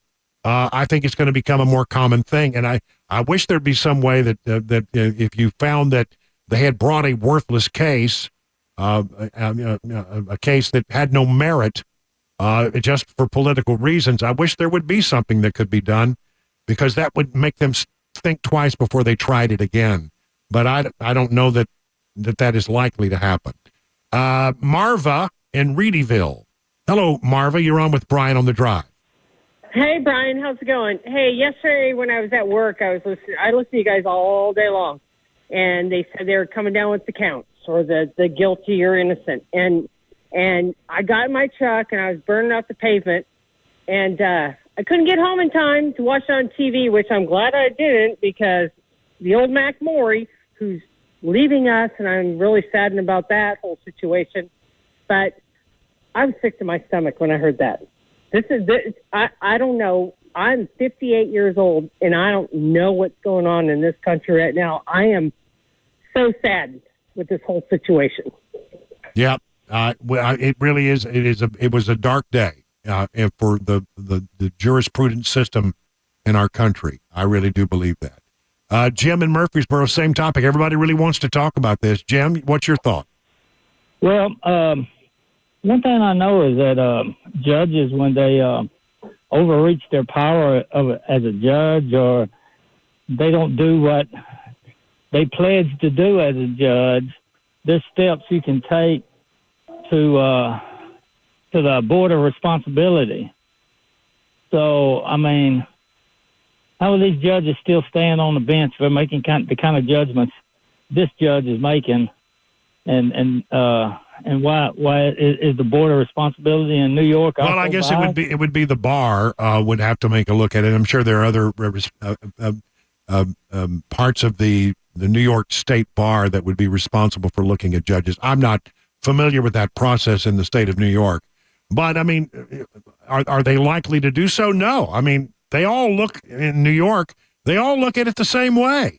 You're not likely to find an independent voice who said that was a sham trial, and that judge ought to be brought up and investigated for the ethical lapses that he exhibited during the trial.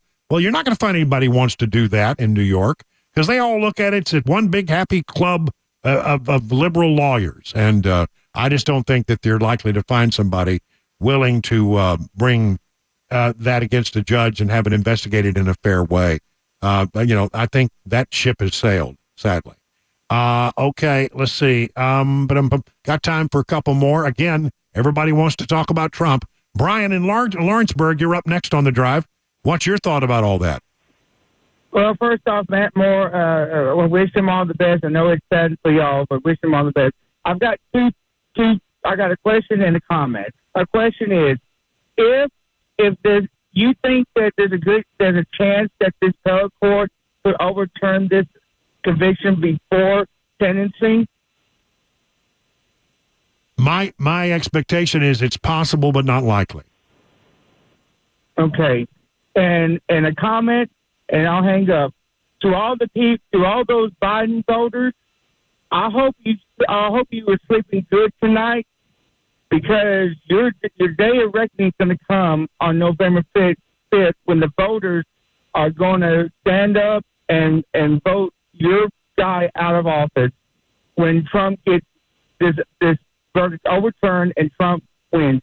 And I'm hoping, praying it's going to be like 1984 when Reagan transformed Mondale that night in a landslide. Your thoughts, and have a good day.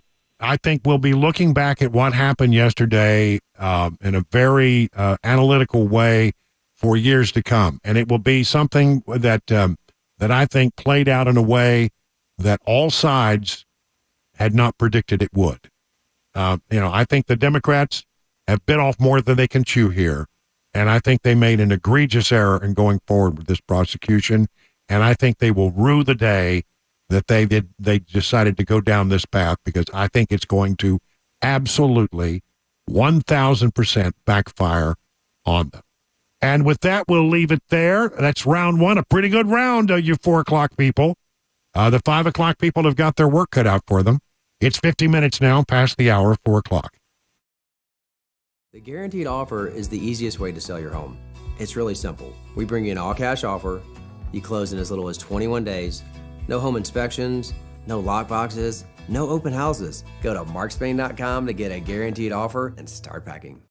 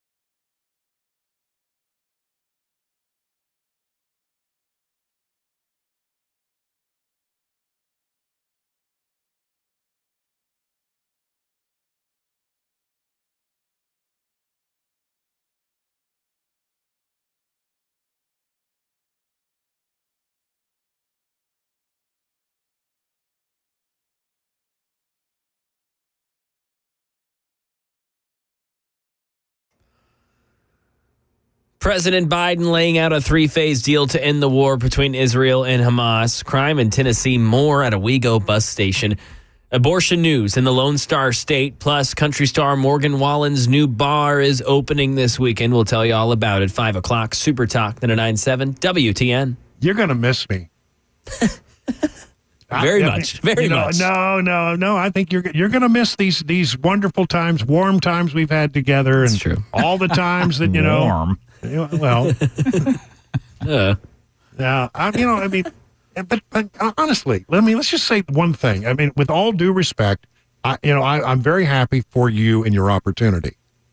But I mean, Nashville, Kansas City. I mean, if you ask any rational human being in America, where would you rather be, in Kansas City or would you rather be in Nashville? I think I know what the answer would be by the vast majority of people. Yeah, Mac's Kansas not rational, though. That's fair. I'm not rational. I'm looking at 7 and 10 seasons for the Titans, and I'm looking at 13 and 4 seasons and Super Bowls. Though I don't know. It's not just about that. It's about the quality of life. 100%. It's the food. 100%. It's the people. I mean, that's what's so wonderful about Middle Tennessee. They got barbecue on their side. Some good old barbecue. KC, Tell you what, I'm excited about that. Yeah. You may see me with a few more LBs next time. Hot chicken. That's barbecue. true. Ooh, I mean, I'm gonna miss that. All right, it's 58 minutes past the hour. We got another hour. We'll do the Trump trial, the reaction, what President Trump had to say today. We'll have Mac Morey's wide, wacky, wonderful world of sports, why we can still appreciate that. And another exciting round of Phone Your Farb Friday. It's all straight ahead in the next hour right here on Super Talk 99.7. Hey, what's up, guys? This is Matt Murphy for Members Nutrition. I want to tell you about the Members Nutrition difference, and I want to encourage you to go over to the Members Nutrition website. Number one, they believe at Members Nutrition that they can sell vitamins and supplements at a lower cost point, and they're doing it every single day at membersnutrition.com. Number two, they want to make these products right here in the United States of America, not from some overseas company, and they do that every single day. I encourage you to go to membersnutrition.com. You'll get 50% off your purchase price at checkout. You don't have to put in any codes. Just go to membersnutrition.com. Once again, membersnutrition.com.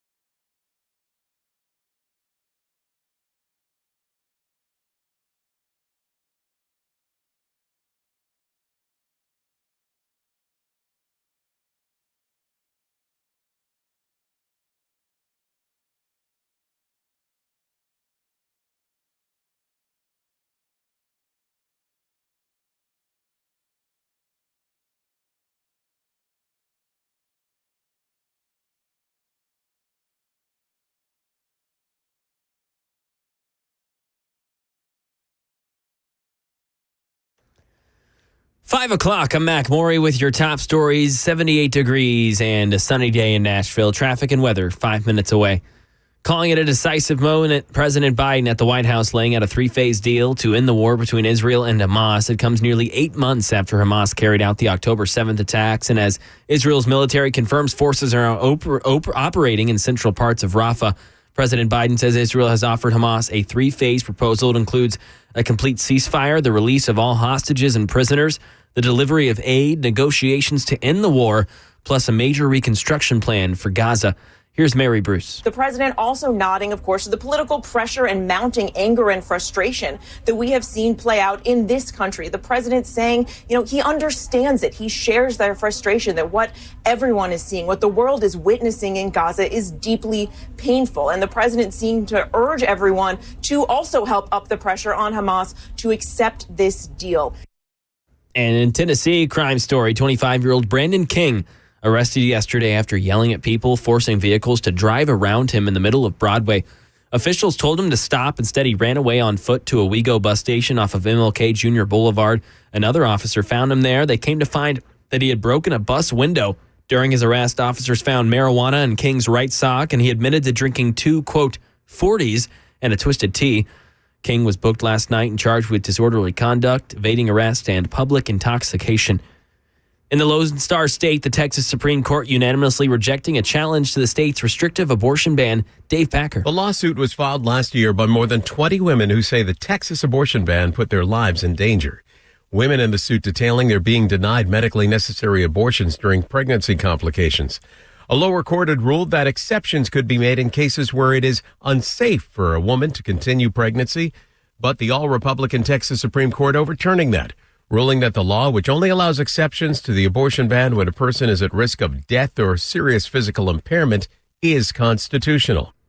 And back here in Nashville, country star Morgan Wallen's new Broadway bar opening tomorrow at 11 a.m. The 6-story venue dubbed This Bar and Tennessee Kitchen. It's going to be a bar, restaurant, live music concept. It's around 30,000 square feet, and it will have multiple music stages, 6 bars, and a rooftop.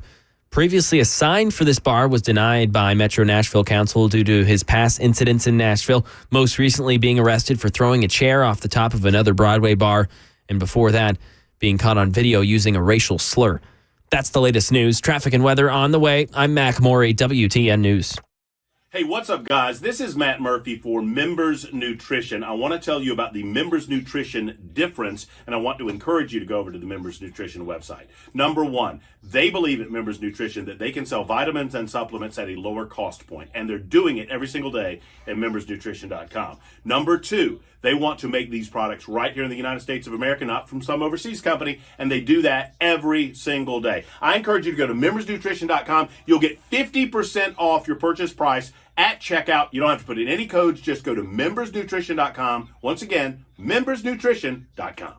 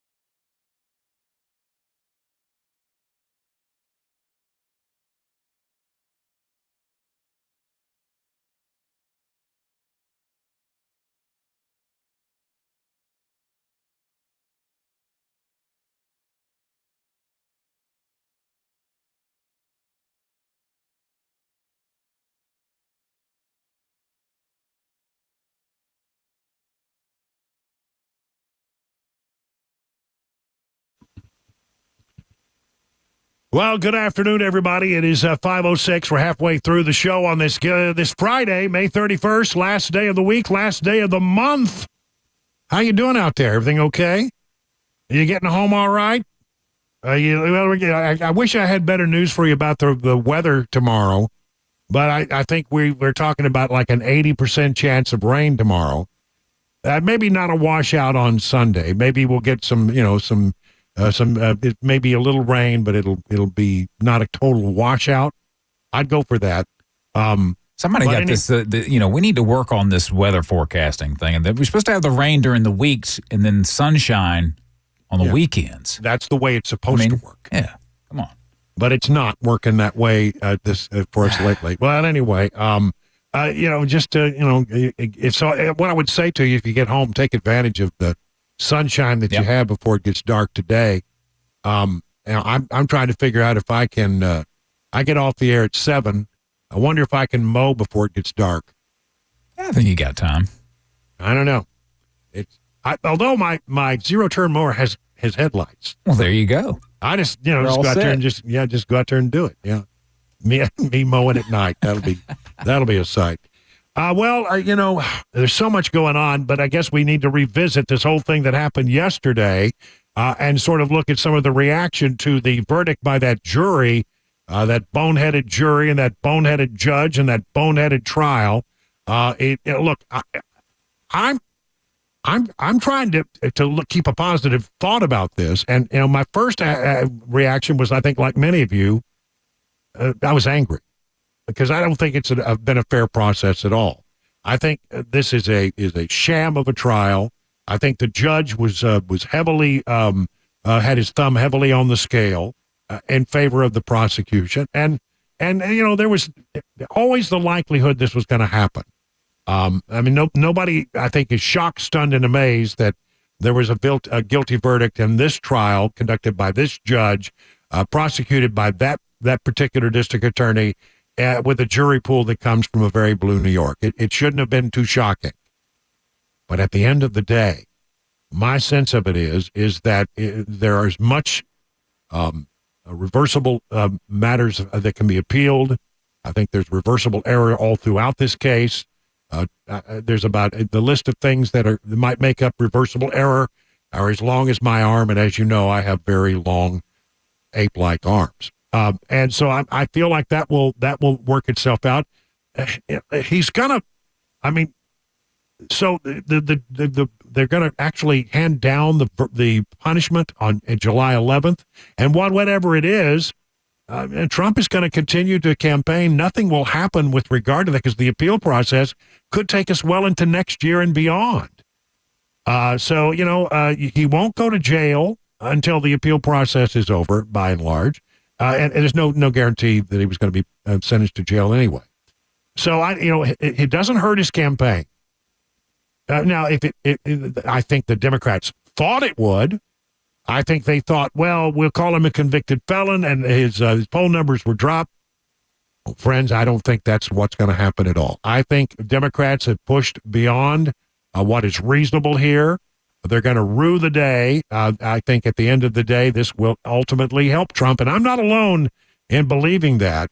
There's a lot of indication that something has been triggered with the American people, that they know what this is. They don't like what they're seeing. And at the end of the day, they may have just made Donald Trump the next president of the United States. We'll see. Donald Trump held a press conference today about 11 o'clock this morning at East Coast time, 10 o'clock our time. As far as the trial itself, it was very unfair. We weren't allowed to use our election expert under any circumstances.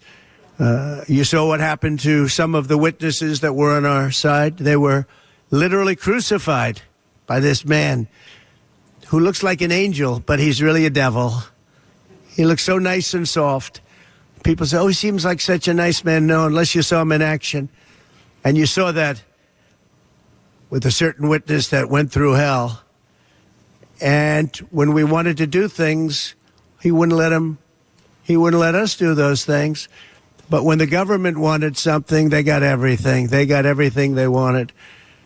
It was a rigged trial. We wanted a venue change where we could have a fair trial. We didn't get it. We wanted a judge change. We wanted a judge that wasn't conflicted. And obviously he didn't do that. Nobody's ever seen anything like it. We had a DA who was a failed DA.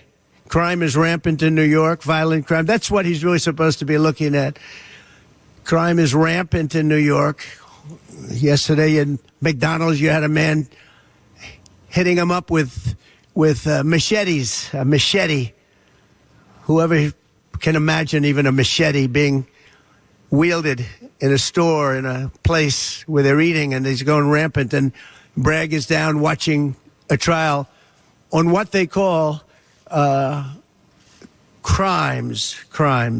They're falsifying business records. That sounds so bad. To me, it sounds very bad.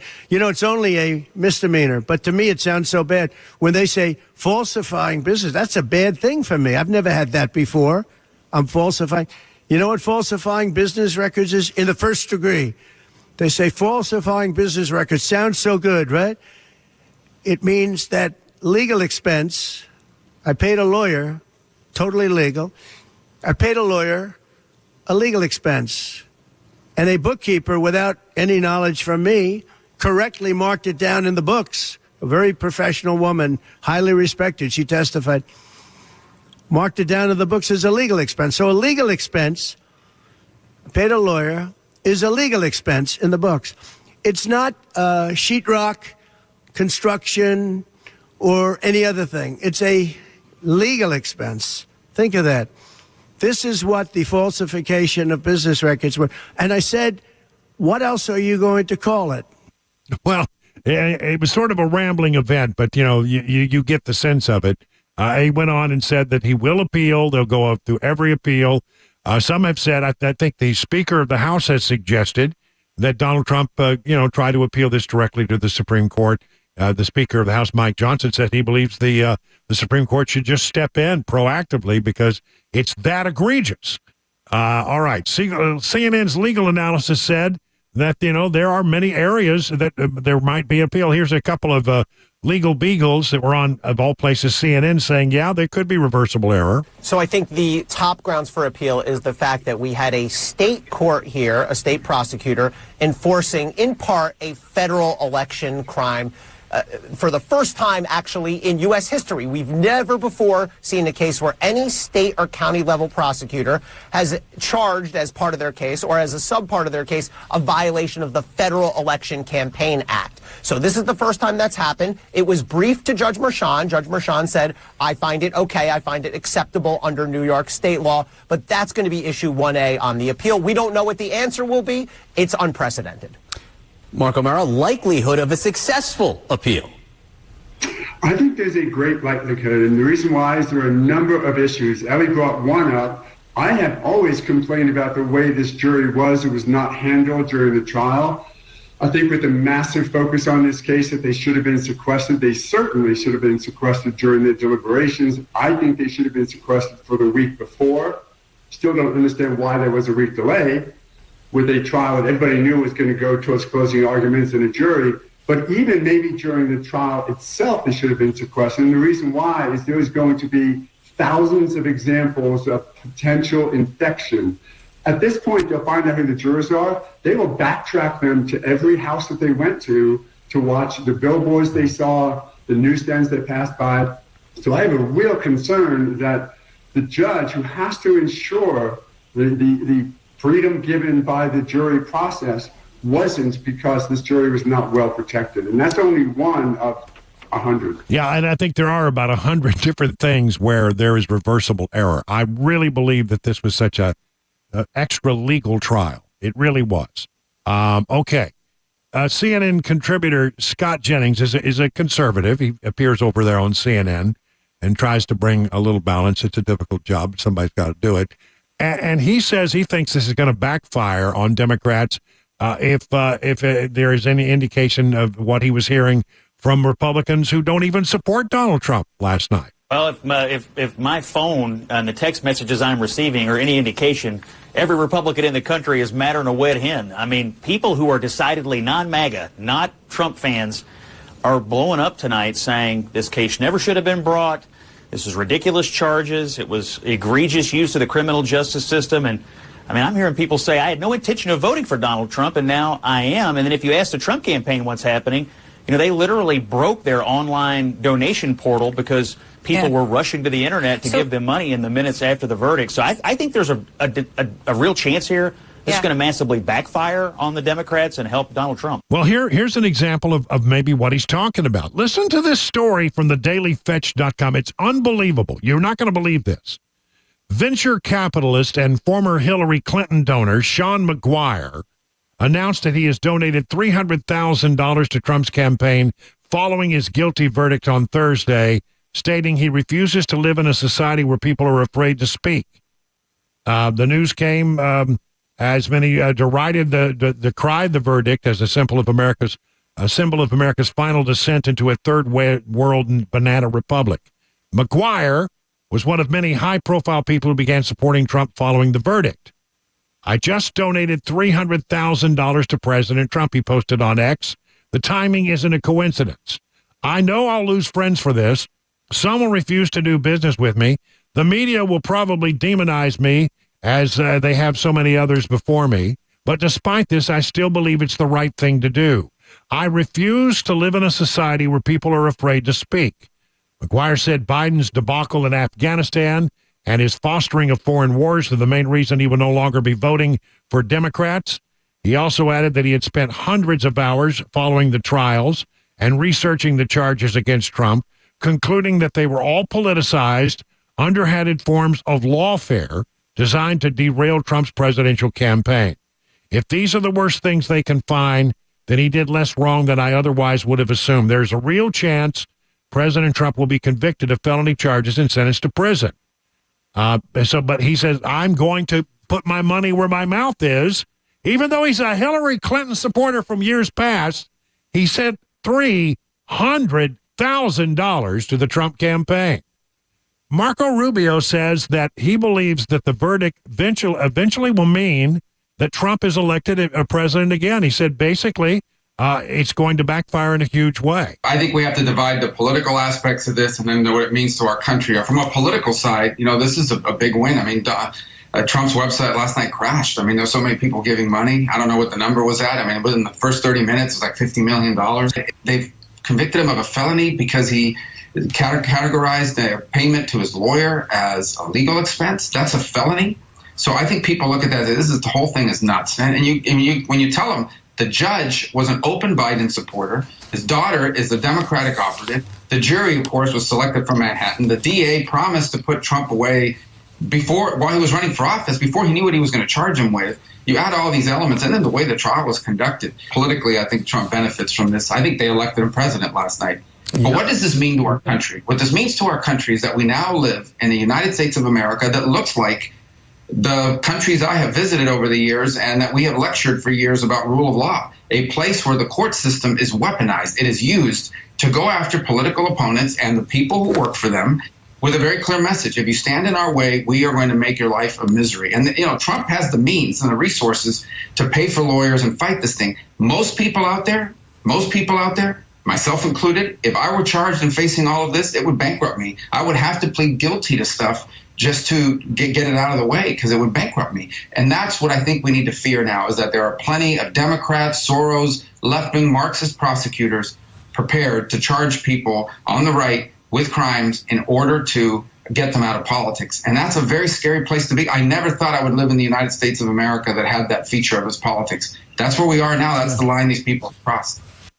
Well, there is this. I'll close with this idea that the polls, I think, that are going to be conducted over the weekend, I think will come back showing that Trump is up, not down.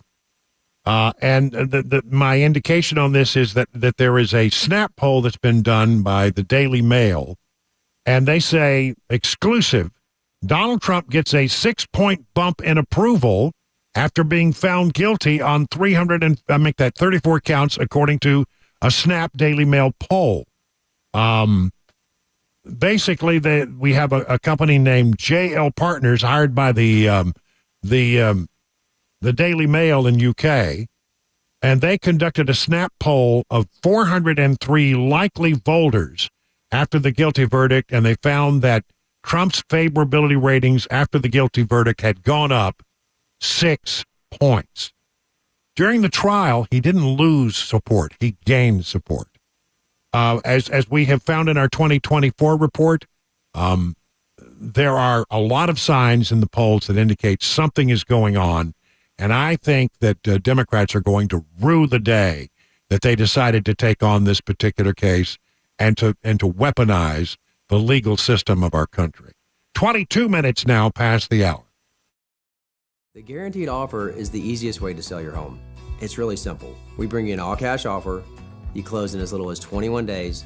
No home inspections, no lock boxes, no open houses. Go to markspain.com to get a guaranteed offer and start packing.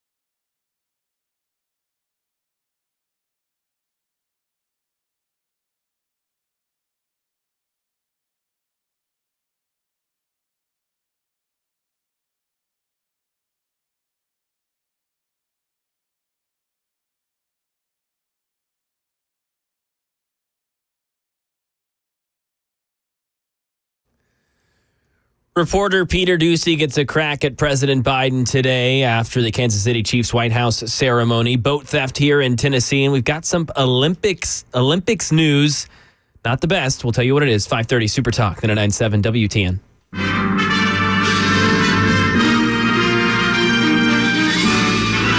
Spanning the globe to bring you the constant variety of sport, the thrill of victory,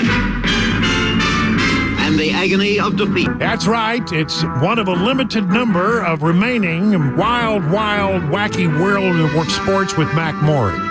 or whatever it's called. I think we're gonna just make up a new name every day. Yeah. Because we've only got you for another week before you go off to Kansas City and what the heck? New adventure. So we might as well just not really solidify what the name of the segment is. But once again, here's Mac Morey. Oh, yeah. Only a few more. We're going to make them count. Today I'm bringing... Just in case people are tuning in and saying, what? Yes. We did just have to repeat. Mac Morey is going to Kansas City. He's going to Kansas City. Here he comes. Kansas City. They got some crazy little women there, and he's going to find him one. No, he's already got one. I've already got one. He's already got one. Good to go. Good to go on that front.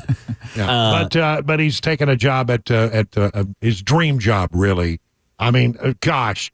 There are times when I look back on my career and I can say one or two things that happened. I went, this is a big moment in my career. Yeah. This is a big moment in your career. Yep. Yeah, it really is, man. And you guys know in radio, it's rare to get the market and the station that you want, and this is both of those. This is a great station, and obviously my hometown, where I'm from, for the team, the team's affiliate. It's just all the stars aligned. But I couldn't have been ready for that opportunity if it weren't for you guys here giving me the room to grow in these past 2+ years. So I appreciate you guys. Which will only cost you 10% of your salary going forward. I'm screwed.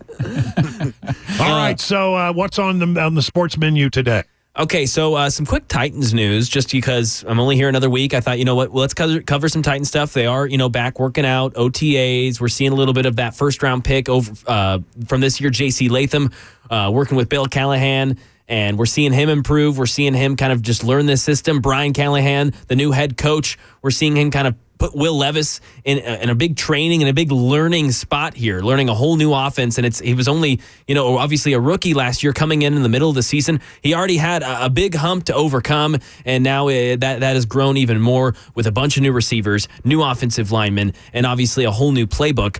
But part of that is the first overall pick from 3 years ago, Treylon Burks. That's been a storyline these past few weeks because he has not really shown up. And a lot of that's been because of injury. He's had turf toe. He's had 2 concussions. He's had 2 knee sprains. And he's just missed so much. Now this is coming into his 3rd season. This is a guy who came out of Arkansas, was a beast. I thought he was going to be an instant impact player. And to his credit, he hasn't really had the ability. He hasn't really got on the field. Only 1 touchdown in his 2 seasons. Wow. Well, we're hearing some rumblings from proven players. DeAndre Hopkins saying, I'm looking forward to seeing what he does this year. One of the most athletic people I've ever played with. A guy as big as he is and as fast as he is shouldn't move the way that he does. Hearing that from a future Hall of Famer, maybe, and DeAndre Hopkins is so big. And, even Calvin Ridley has had some words to say as well after, he just got here from the Jacksonville Jaguars, previously with the Atlanta Falcons. So he's just getting to see Treylon Burks for the first time, getting to meet him. Here's what he had to say. This dude is a freak. Like, seriously, bro, he's gonna be a stud. There's no worries with him. What I see, he's like Julio, AJ Brown. He's like T.O. Dude that big, that fast, man. He's a stud, man. You don't gotta worry about him. You just gotta learn, slow the game down. It's gonna be all right. Julio Jones, A.J. Brown, let you know, a lot of you Titans fans know him. Yeah, Terrell Owens. Yeah. And this is a guy in Calvin Ridley who played with Julio Jones at his prime. He was right next to Julio Jones. So don't give up. I've kept my stock. I've got a little condo on Treylon Burks Island. I'm thinking of maybe buying a 3-story house, maybe reinvesting. Treylon Burks Island, it looks vacant, looks empty. Well, come on over. Don't give up yet. This is a guy who has the athleticism, who has the intangibles to be a huge piece and already kind of a low-key stacked wide receiver, stacked skill group. There are times when these guys get in the NFL and then something, it all comes together for them. Yes. It sort of magically syncs up, and where they were okay before, it's just they put together the whole puzzle, and all of a sudden they become amazing. Exactly. And maybe we've got something like that. Hopefully he can stay healthy. Could be a diamond in the rough. If he can stay healthy, he's got 2 great mentors in Ridley and Hopkins, and obviously new head coach coming from Cincinnati Bengals, their offensive coordinator, Brian Callahan. We know he's going to want to pass the ball, and he's going to want to put these guys in position to make plays. Hopefully Burks can do that. Yeah, and you're going to feel really bad when we go to the Super Bowl. What was I doing? You say, why did I leave Nashville? All right, time for the news, 31 past the hour.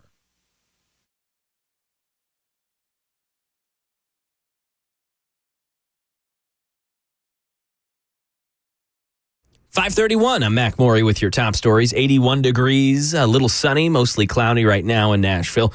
Full traffic report and a wet weekend weather forecast in 5 minutes.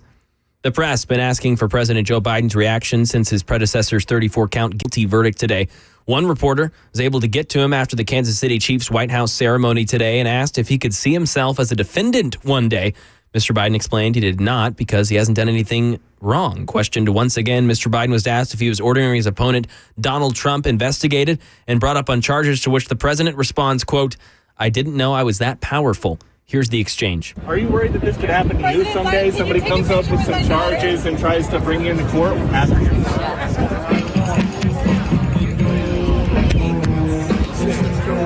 And when Trump says you're just trying to bruise him, what do you say? Politically. He thinks you're pulling the strings behind the scenes, doing all this to help yourself. You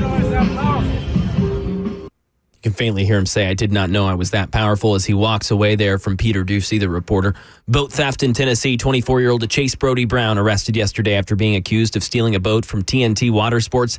Through a series of fraudulent actions, TNT Water Sports first went to Facebook with a reward offer to find any information on the stolen 2008 Malibu 247 LSV that was stolen.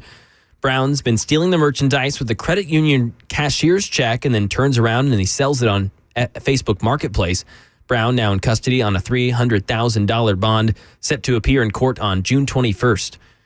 And French law enforcement arresting a teenager suspected of plotting a terror attack at the Olympics. Ines de la Catera. France's Interior Ministry saying intelligence officials foiled a plot by a Chechen 18-year-old who's believed to have been planning an Islamist-inspired attack on a stadium during the upcoming Summer Olympics. The teen was arrested earlier this month. The stadium in question will be hosting soccer events. The Olympics begin on July 26th, and with 10 million visitors expected, France is on its highest terror alert level.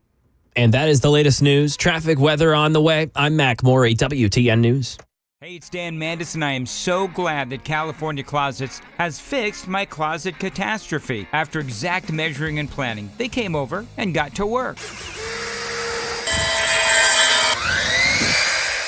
Yeah, once it was all plotted out on their 3D CAD system, the pieces are measured, cut, and precisely installed into my space. It was clean, fast, and professional, and above all, my new closets look and function great. Now, this was my dormer, and now this is my new dormer thanks to California Closets. Look at all of this added space for shirts and shoes, you name it, and it is cut so precisely, simply amazing. And my old closet that has now been reborn as the ultimate in style and functionability, making the best use of the space that I had. They can work on just about anything: bedrooms, garages, home offices, closets, pantries, and so much more.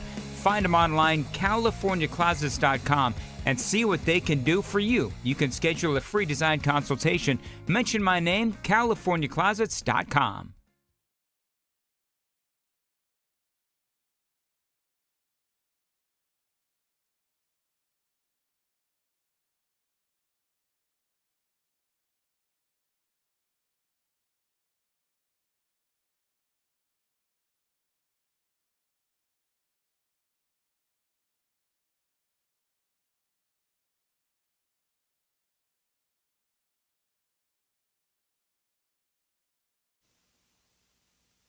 You know, there are a lot of diagnoses out there and a pill for everything, but not all diagnoses are accurate and not all pills are good for you. When you get a diagnosis for European auto repair, you really should get a second opinion before you make a major decision. Eurofix is the home for second opinions. Before you spend hundreds or even thousands of dollars on European vehicle repair from a diagnosis you got someplace else, why don't you go to Eurofix? Could save your vehicle a lot of trouble, and could save you a lot of money. I mean, at Eurofix, you get a free 15-minute no-wrench inspection with an estimate at every visit, no high-pressure sales tactics. At Eurofix, you get a 3-year nationwide warranty and a free loaner car with every repair appointment. And at Eurofix, you never pay dealer prices. They have locations open now at Franklin, 100 Oaks, Murfreesboro, Belmead, and their newest location in Mount Juliet, right across the street from the Dairy Queen. Call 844-EUROFIX or visit myEurofix.com and tell them your friend and radio buddy Brian Wilson sent you. Hey, what's up, guys? This is Matt Murphy for Members Nutrition. I want to tell you about the Members Nutrition difference, and I want to encourage you to go over to the Members Nutrition website. Number one, they believe at Members Nutrition that they can sell vitamins and supplements at a lower cost point, and they're doing it every single day at membersnutrition.com. Number two, they want to make these products right here in the United States of America, not from some overseas company, and they do that every single day. I encourage you to go to membersnutrition.com. You'll get 50% off your purchase price at checkout. You don't have to put in any codes. Just go to membersnutrition.com. Once again, membersnutrition.com.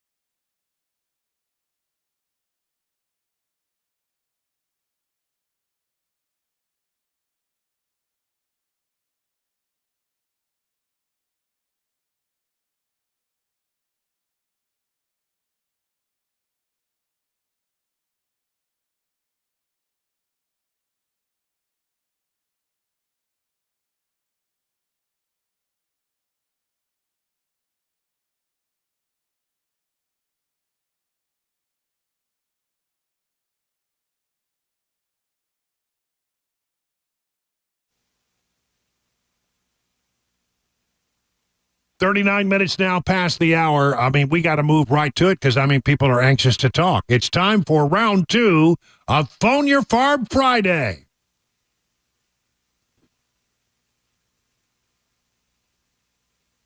That's right. What's on your beady little minds today? 615-737-9986. Get on the line right now and step up on our 100,000-watt soapbox. You got a bee in your body to burn your saddle, or a cicada in a place where a cicada should not be. Hey. Just, get busy. You know the number, 615-737. 4 o'clock hour, really strong, guys.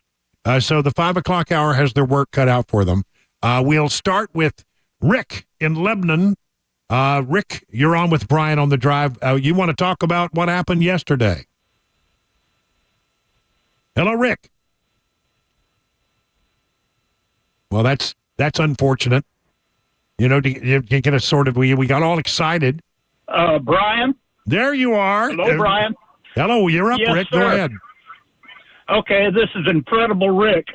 But basically, anytime you say the prosecution, I think of the rhyming word there for that. But basically what it amounts to is there has been talk about Biden possibly pardoning Trump. I think that would be a very poor choice on his part because, one, it would only pull a certain amount of people toward him.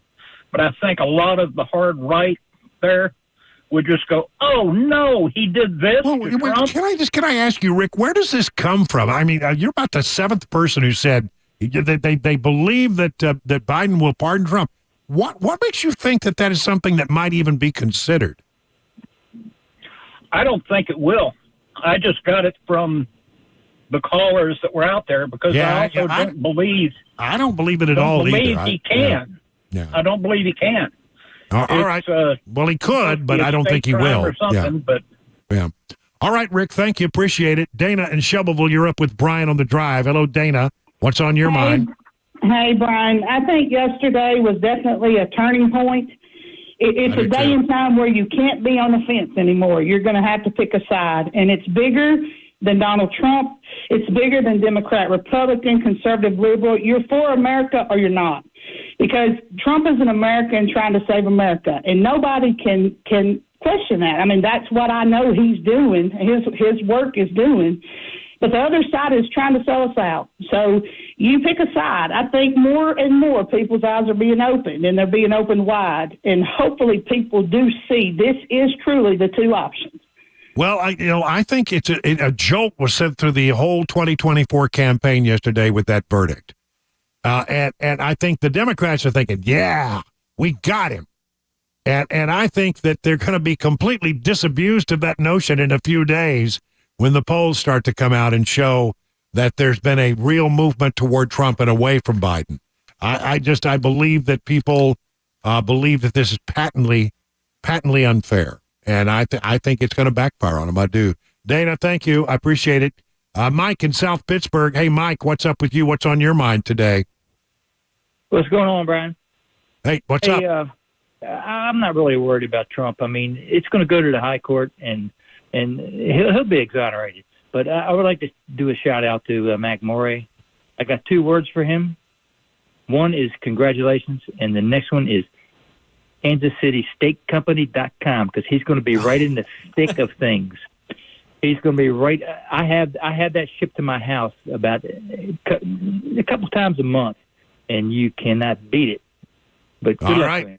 There you go. I'm sure you want to say something there, Mac. Oh yeah, man! I'm pumped. Kansas City Joe's, Arthur Bryant's, Q39. They're calling my name. Don't worry, I'm excited. All right. Thank you, Mac. I appreciate it. Bill in Fairview, you're up next on the drive. What do you say, Bill? Hi, Brian. I've got 2 people I'd love to see in Trump's administration. I don't think it will happen, but I see what you think about it, and I need a clarification on campaign donations. Okay. The people I like to see with Donald Trump, Vice President, is Josh Hawley, and I have no idea why he hasn't been considered. That guy is a pro-Trumper and a pro-American man like I haven't seen. I see him all the time. I like him a lot on TV. Yeah.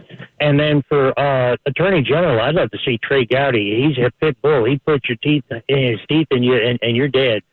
So that's my things. Your thoughts on them? And could you explain? I thought you had a limit of $2,000 that you're allowed to give to somebody for their political. Well, there are ways that you can give to PACs that are bigger than that. Personal contributions, yes, there's a limit, but there's a way. I got to be honest with you. I'm not an expert in this particular area, and it's always been a little confusing to me. But I know there are legal ways to do it. But you have to give to PACs and et cetera. And eventually it all ends up in the same big pot, which is supporting the candidacy of Donald Trump. But, yeah, there are legal ways to do that. And I like your vice presidential pick. I'm sort of thinking more and more about Rubio these days, because he certainly seems to be hitting the right marks and putting out the word the other day that he would be willing to move his state of residence out of Florida, because there's a constitutional requirement that a president and a vice president can't be from the same state. And so if he let it be known, I think that's sort of a preemptive move. And you could do a lot worse than Marco Rubio as well. Thanks for the call. Sandra in Franklin, you're up next on the drive. What do you say, Sandra? Got a couple of lines open, 615-737-9986. What's up, Sandra? Hey there, Brian. So I'm calling about the fact that there is an you know how on July 11th that Trump is supposed to be sentenced, but the RNC convention is a few days after that? 4 days after. The Republicans need to just, have that convention at the beginning of the month and go ahead and get him nominated, because I don't really trust the rhinos. They're going to try to mess around and not nominate him. So yeah, what do you think about that? He's going to get the nomination. I mean, if there were people on the fence in the Republican Party, what happened yesterday motivated them to go and support Trump. I mean, it solidified the Republican base, I think, in a huge way. I mean, there are people out there who don't like Donald Trump, but I mean, I can't tell you how many times I've heard or read statements in the last few hours from people who said, I wasn't enthusiastic. I'm not a big fan of Donald Trump. I'm a Republican, but I don't really like Trump. But now they're saying, but I'm going to vote for him. I mean, he's going to get my vote, and I'm going to support him now because they believe that what the left has done is so untenable that that they're going to, I think, rally to his support. I think it's solidified his Republican support quite a bit. All right, we go now to Michael in Dixon. Hello, Mike. You're on with Brian on the Drive. What's up? Hey, Brian, I'm with you all the way. I think what happened here is the solidification of Trump supporters. I don't like Don's, arrogance that he's done. I wish he would close his mouth sometimes. But by God, he helped this country, and I want him back in office. Yeah, so you're among those who were like, well, I'm not really enthusiastic about him, but boy, am I going to vote for him now, right? Well, actually, no, I'm one that was enthusiastic, but I just hated the fact that he couldn't shut his mouth. Well, that bothers some people. I know what you're talking about. Thank you, Michael. Dave in Jackson County, you're up next on the Drive. We got some phone lines open, 615-737-9986. Dave, what do you think? I think those people on the jury, they were more worried about their social media status and getting burned. But little do they know that they were burned as soon as they got on the jury. Regardless, either way, they probably ruined their lives. You know, they're going to make money. They're going to get on CNN and all these places, and it just I think they've ruined themselves regardless. You know what is generally, I've covered some high-profile trials before, and after a verdict comes down, it's not unusual for there to be a scrutiny of the jury members and their activities, and you often find out that a juror acted inappropriately by reading news accounts or talking to somebody about the case. And that, there will be investigations of each and individual one of these jurors. That just comes with the territory. It happens. And the jurors are not required to talk to attorneys, but they often do. And in interviews, you find out things that happen in the jury room that were inappropriate as well. So, I mean, I would not be shocked to find out in a day or so or a week or so or maybe even a month between now and the time that you go to the punishment phase on July 11th, that the jury misconduct will become an issue. Mark my word, I've seen it happen. John in Minnesota, you're up with Brian on the Drive. I think you're going to be our last one. What do you think, John? Hey, Brian, thanks for taking the call. There's a number of things that really bother me, but one of the things was that the prosecution referred to the underlying crime in the closing arguments when the defense has no opportunity to respond to that. Then the judge would not allow certain defense witnesses that are certainly relevant. And then the number of counts, 34 counts. Did he falsify records 34 times? Where does that number come from? Yeah, I don't know. I don't have the answers. But, I mean, look, there's reversible error in this thing. I mean, I think the concept of the whole charge against Trump was so novel and bizarre that I think right there is reversible error. The case should never have been brought. And if they can just get into a fair court of appeals, and I think you'll find that indeed this whole thing is going to be tossed out. We just got to find a fair court in the appeal process. But I think it's been said by many other people who are smarter than me, a lot smarter than me, people who understand the law to the nth degree. And I take their word, and I think they're right, that there is hundreds of issues here that could be brought up as reversible error. I don't think the verdict will stand. It may take a while, but ultimately I think this verdict goes down. We're going to leave it there. Okay, Chris, the 4 o'clock hour, 5 o'clock. I'm going to have to give it, I think, to the 4 o'clock hour. Really? I was thinking 5. You think 5 was stronger? Yeah, I think so. It's close. Okay, so a split decision. Yeah. All right. 51 past the hour now.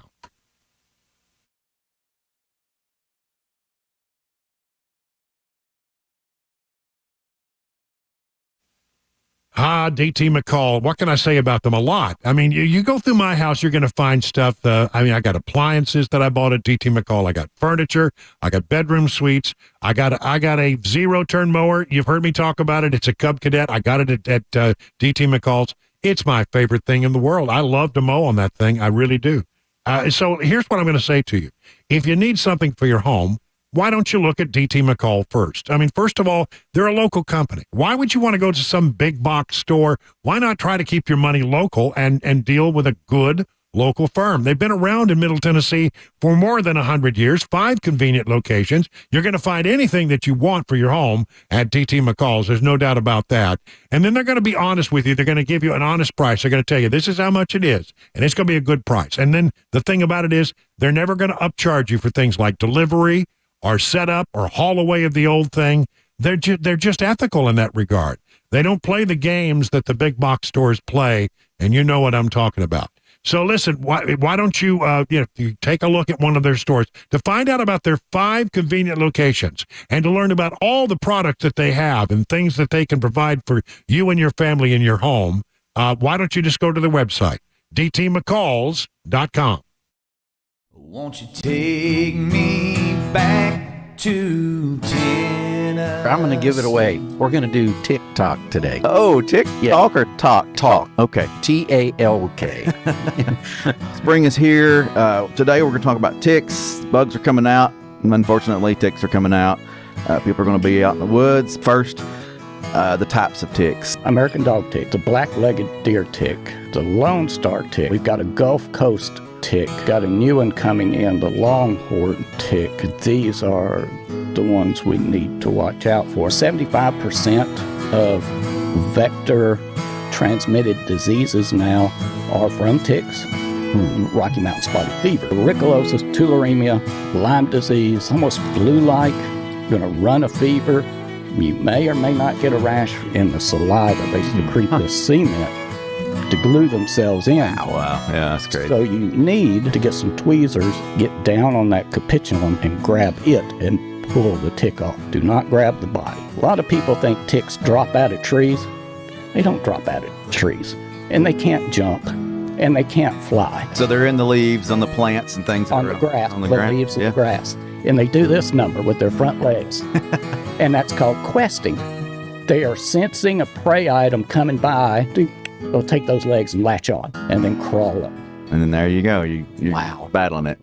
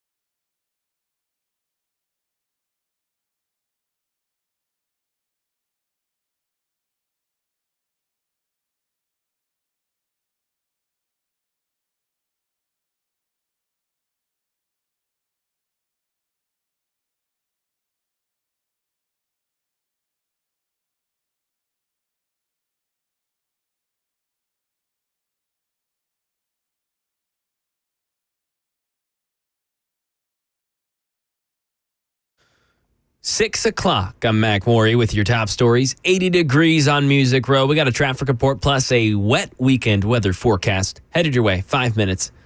Calling it a decisive moment, President Biden at the White House laying out a three-phase deal to end the war between Israel and Hamas. It comes nearly 8 months after Hamas carried out the October 7th attacks. And as Israel's military confirms forces are now operating in central parts of Rafah, President Biden says Israel has offered Hamas a three-phase proposal.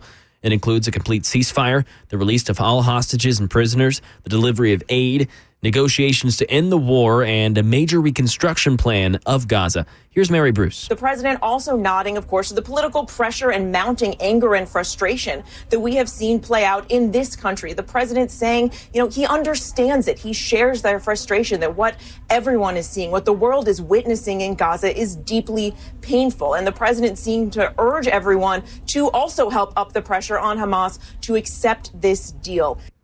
And families of Boeing 737 MAX crash victims were in Washington today to meet with federal prosecutors. The families want Boeing prosecuted and punished. Here's Alex Stone. Friday's meeting between the families of those who died on board Boeing 737 MAX aircraft and the Department of Justice comes after the DOJ said in recent weeks, following that door plug that flew off at Alaska Airlines Boeing 737 MAX, that Boeing is now subject to prosecution. Robert Clifford represents the families. Their investigation and analysis continues, and we'll take them at their word. Boeing contends it did not violate a previous agreement to avoid prosecution.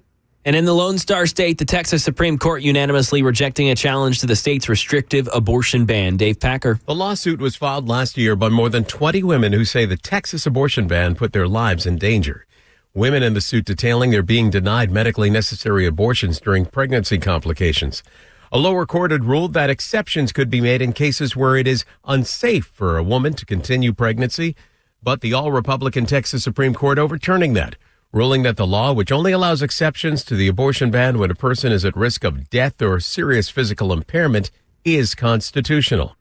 And right now in Tennessee, country star Morgan Wallen's new Broadway bar will be opening tomorrow at 11 a.m. It's a 6-story venue. It's dubbed This Bar and Tennessee Kitchen. It's on Nashville's Lower Broadway district. It's located near the Ryman Auditorium. It's around 30,000 square feet. It'll have 6 bars, multiple music stages, plus a rooftop. And previously, a sign for the bar was denied by Metro Nashville Council due to some of his past incidents right here in Music City, most recently being arrested for throwing a chair off of a rooftop bar, another one on Broadway, and before that, being caught on camera using a racial slur. That is the latest news. Traffic and weather on the way. I'm Mac Morey, WTN News.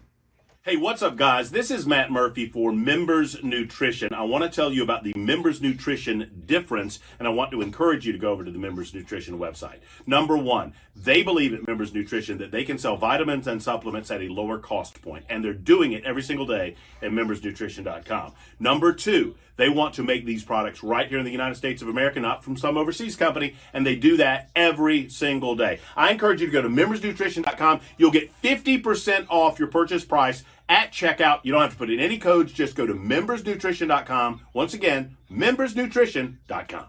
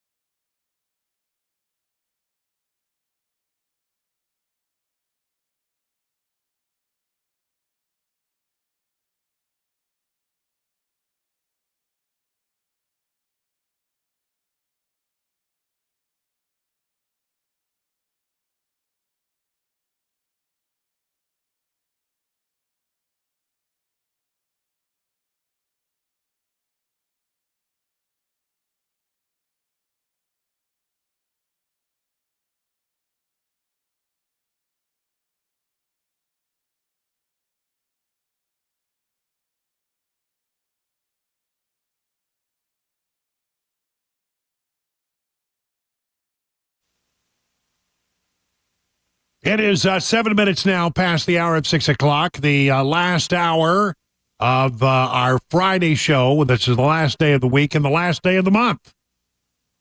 A lot of lasts there. And we got to get you enough information to last you till Monday when we come back and do this thing again.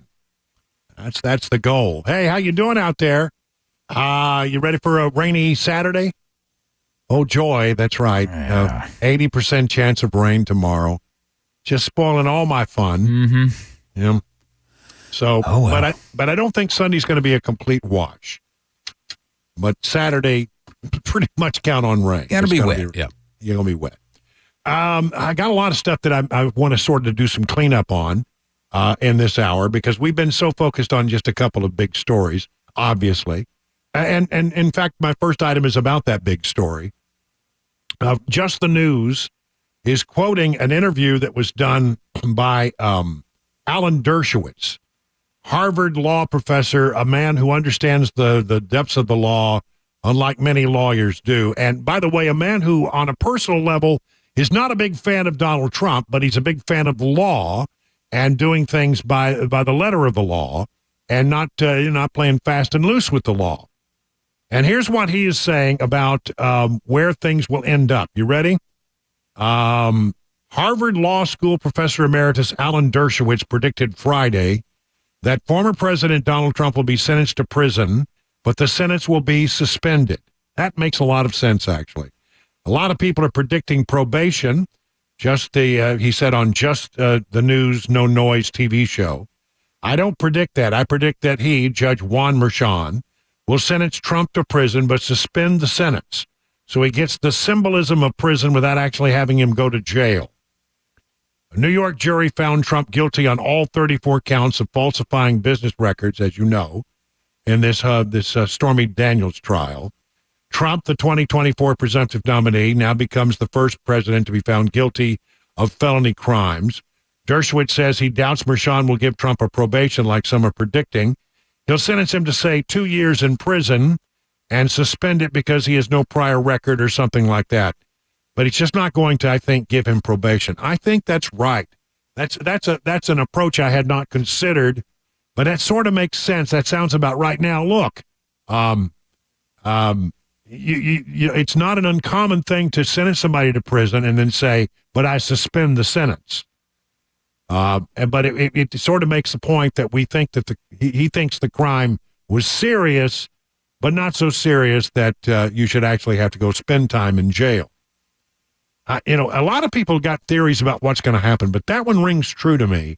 And I think Dershowitz may be on to something there. It's a middle ground, actually, isn't it? This is interesting. This is really interesting, and I hope that this catches on. GOP senators have a draft pledge to block anything coming from the White House. A group of Republican senators have signed a pledge aiming to stop the Biden administration from achieving any further gains on their agenda. Senator Marco Rubio wrote, "Statements of outrage are no longer enough.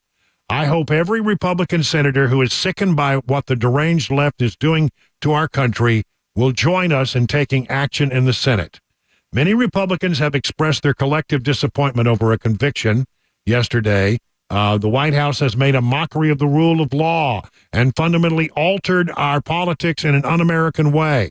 As a Senate Republican conference, we are unwilling to and abet this White House in its project to tear the country apart. The pledge begins. So they're asking Republicans to sign this pledge to absolutely shut down Washington, essentially. The signatories in the pledge promise to not allow any increase in non-security-related funding, would not vote to confirm any Biden political or judicial appointees, and would not pass any Democrat legislation that is not directly involved with the safety of the American people. Along with Rubio, the letter has been signed by Senator Mark Lee of Utah, Senator J.D. Vance of Ohio, Tommy Tuberville of Alabama, Eric Schmidt of Missouri, Marsha Blackburn of Tennessee, Rick Scott of Florida, and Roger Marshall, Republican of Kansas. I hope that catches on in a big, big, big way. I really do. That would be great. From wokespy.com, an interesting thought. Donald Trump is convicted and he's better positioned than ever to win in 2024. Thursday, May 30th, 2024 will go down as a landmark date in the history of the United States. Donald Trump's criminal conviction was arguably expected. Even still, the guilty verdict was no less shocking when it was announced. What happens in the long run is anyone's guess, but importantly, the conviction bears no theoretical impact on Trump's ability to run for president. He is a natural-born citizen. He's been a resident of the country for 14 years. He's over 35. There's solid evidence that this is benefiting Trump in the immediate term. However, with him seeing a massive 6-point increase in approval rating after the conviction, in other words, on a net basis, Americans are seeing the conviction as resulting from a politically motivated witch hunt. Additionally, Trump saw donations pour in so fast after the verdict that crashed WinRed's website. I mean, they actually crashed Donald Trump's donation site, which is run by a company called WinRed. It just overwhelmed the site. And then they went on to announce that they had raised, as a result of the verdict, $34.8 million, which dwarfed any other single day of fundraising. And I would bet today it was a pretty good day as well. The more prudent question is this: how will the Republican nominee's conviction affect his standing among American voters? The polling before the trial suggested that Biden will carry the youth vote, but by a thin margin. That's historically low for Democrats. Among those aged 18 to 24, a group that overwhelmingly votes Democrat in the past, Biden's support has tanked 25 points. He's only up 7. He used to be up 32. That's a 25-point loss. Similarly, other polling pre-pandemic suggests that Trump will garner the largest share of black votes since Richard Nixon in his blowout of victory. The bookies now have Trump as a greater favorite as Biden since the conviction.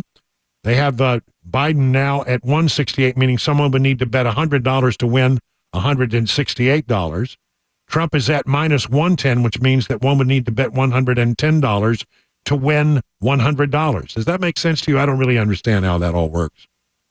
Put in percentages, the odds simply imply Biden has a 37% chance of winning the election, and the bookies believe that Trump has a 52.4% chance. Some believe Trump's conviction will be the final straw, but there doesn't appear to be many Americans in that boat. I don't think there are. I don't think this is going to matter a bit.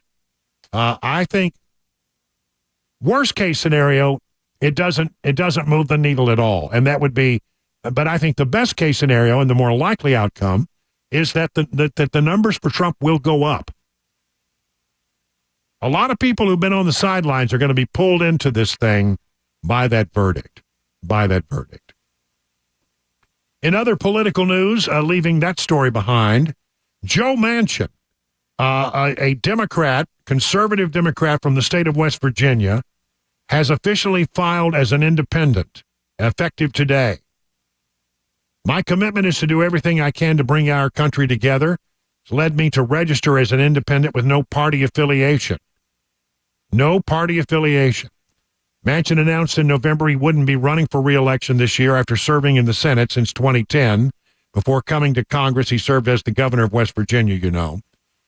Throughout my days in elected office, I've always been proud of my commitment to common sense bipartisanship and my desire to bring people together. It's who I am. It's always who I will be. He will not enter the governor's race, as some had thought, shooting down rumors that he may campaign for the office. In a statement Friday, Manchin said, partisanship on both sides has jeopardized democracy. National politics in America is broken, and neither side is willing to compromise. In order to stay true to myself and remain committed to put our country before party, I've decided to register as an independent with no party affiliation and continue to fight for America's sensible majority. Now, the question, of course, is who does he caucus with? I think he'll probably continue to caucus, even as an independent, with Democrats. We'll see, but that's an interesting little development there. And this is a story that I've been waiting to hear more about, and I'm glad to see something has finally happened on it. The House GOP has launched an investigation into the Secret Service's use of diversity, equity, and inclusion practices after this incident involving Kamala Harris's bodyguard and her complete freakout at Joint Base Andrews. Chairman Comer of the House Oversight Committee says that the House GOP will be investigating recent reports of potential vulnerabilities within the U.S. Secret Service, preventing it from fulfilling its mission to ensure the safety and security of its protectees. They launched an investigation into potential DEI practices at the Secret Service on Thursday. In a letter to Secret Service Director Kimberly Cheadle, released on Thursday, Comer said that the House GOP would be investigating recent reports of potential vulnerabilities in the U.S. Secret Service, preventing it from fulfilling its mission to ensure the safety and security of its protectees. In an incident reported first by Real Clear Politics, implicating alleged DEI practices at the Secret Service, sparked the probe from the committee sources who spoke to Real Clear Politics. Sources who spoke there identified an agent in question as Michelle Hersig, who attacked a superior when he was on the job being assigned to protect Kamala Harris. She reportedly grabbed a senior Secret Service agent's personal phone, began mumbling to herself, and hid behind some curtains at Joint Base Andrews while they were waiting on Kamala to show up. She also reportedly shoved her superior and tackled and punched him, all while having her gun in her holster, which concerned her colleagues. The speculation here is that in order to bring more women onto the Secret Service protective detail, that the Secret Service might have lowered its standards or have employed certain diversity, equity, and inclusion policies that reduce the level of screening that the Secret Service agents who are in the protective duty are required to go through. In other words, they may have let some people come through who are now protecting our most important politicians who are not qualified to do so. That they were given a break in the name of diversity, equity, and inclusion. So Comer has set a deadline for a briefing on the matter with Director Cheadle prior to June 13th. And if it doesn't get that, he says the committee has broad authority to investigate the matter further. 20 minutes now past the hour of 6 o'clock. Hey, what's up, guys? This is Matt Murphy for Members Nutrition. I want to tell you about the Members Nutrition difference, and I want to encourage you to go over to the Members Nutrition website. Number one, they believe at Members Nutrition that they can sell vitamins and supplements at a lower cost point, and they're doing it every single day at membersnutrition.com. Number two, they want to make these products right here in the United States of America, not from some overseas company, and they do that every single day. I encourage you to go to membersnutrition.com. You'll get 50% off your purchase price at checkout. You don't have to put in any codes. Just go to membersnutrition.com. Once again, membersnutrition.com.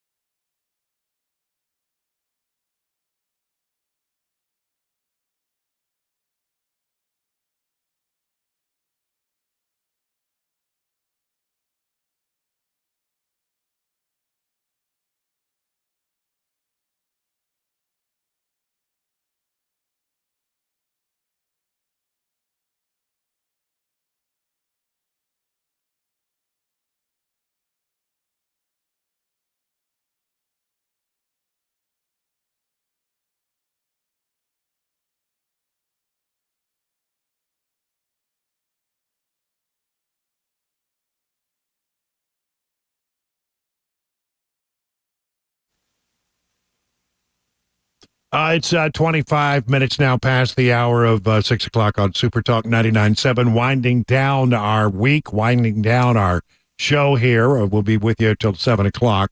It's the last hour of the last day of the week and the last day of the month. Trying to think of some more lasts, but I was just pausing to see if anything else crossed my mind. But this is my last gasp in this show today. That's the last straw. That's the last straw. That's it. There you go. What other last thing can we do? Anyway, this is a story. I don't think people understand this part of government. That we as Americans end up paying a lot more money for the things that we need to do to live our lives as a result of something that you may never even see discussed anywhere, never hear anything about. But it's the cost of regulations that government places on different industries and different businesses. And when regulations go into place, it means that businesses end up having to jump through hoops to meet the needs of said regulations.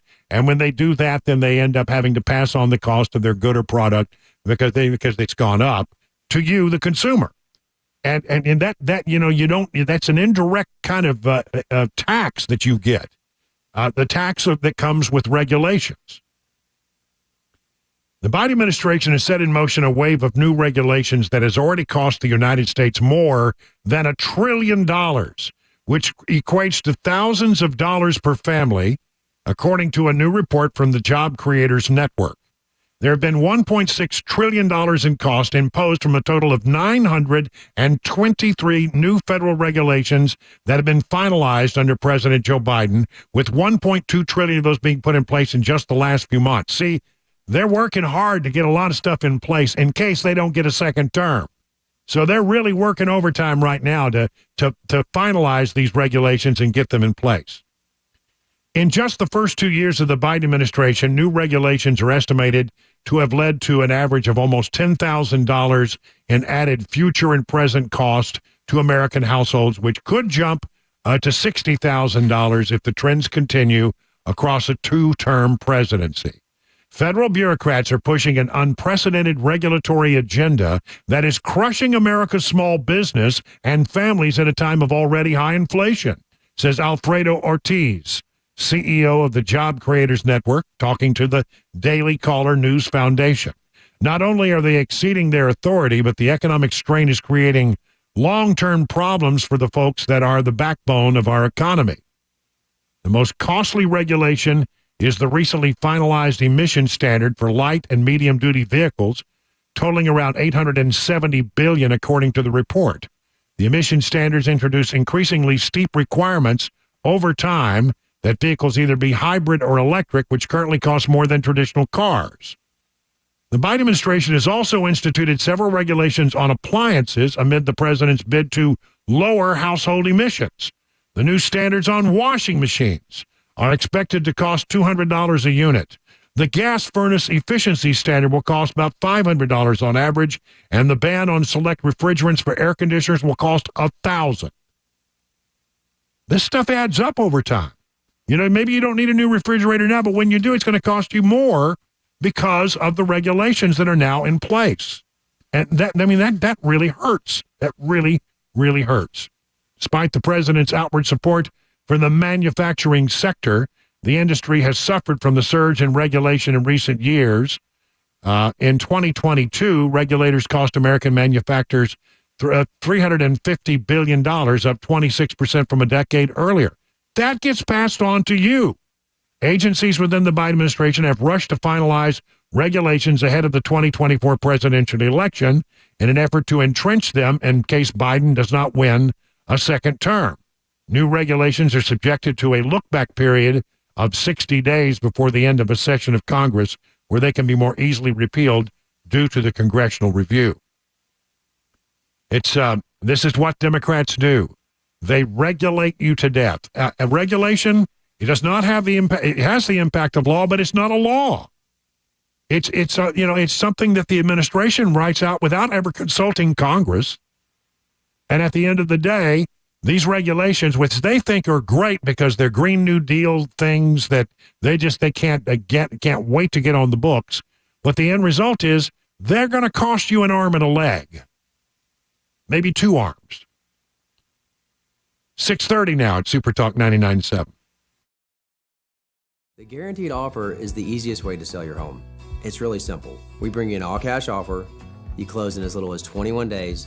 No home inspections, no lock boxes, no open houses. Go to markspain.com to get a guaranteed offer and start packing.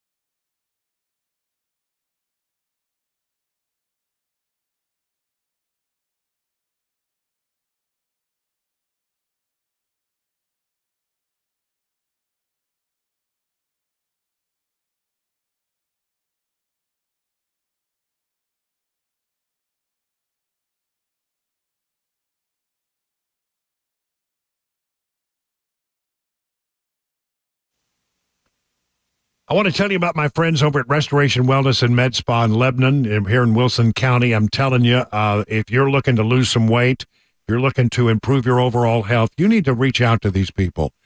Summer's around the corner. You want to look good in your shorts. You want to look good when you go to the beach. You just want to look good when, you got your skimpy clothes on. I don't wear skimpy clothes, but it might work for you.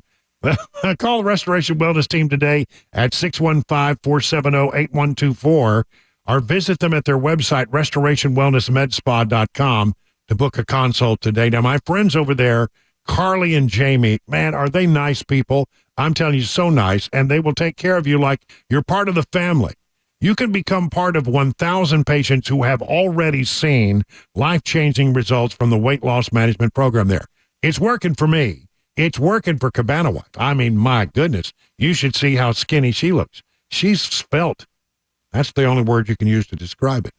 See, weight loss can increase your energy levels, improve your quality of sleep, enhance your overall health, and these are customized treatments. Restoration Wellness considers your unique needs, your lifestyle, your goals. So whether you want to lose stubborn body fat or improve your overall health, they have a solution for you. Learn about the newest technology in weight loss management by going to their website, restorationwellnessmedspa.com. The guaranteed offer is the easiest way to sell your home. It's really simple. We bring you an all-cash offer. You close in as little as 21 days. No home inspections, no lock boxes, no open houses. Go to markspain.com to get a guaranteed offer and start packing.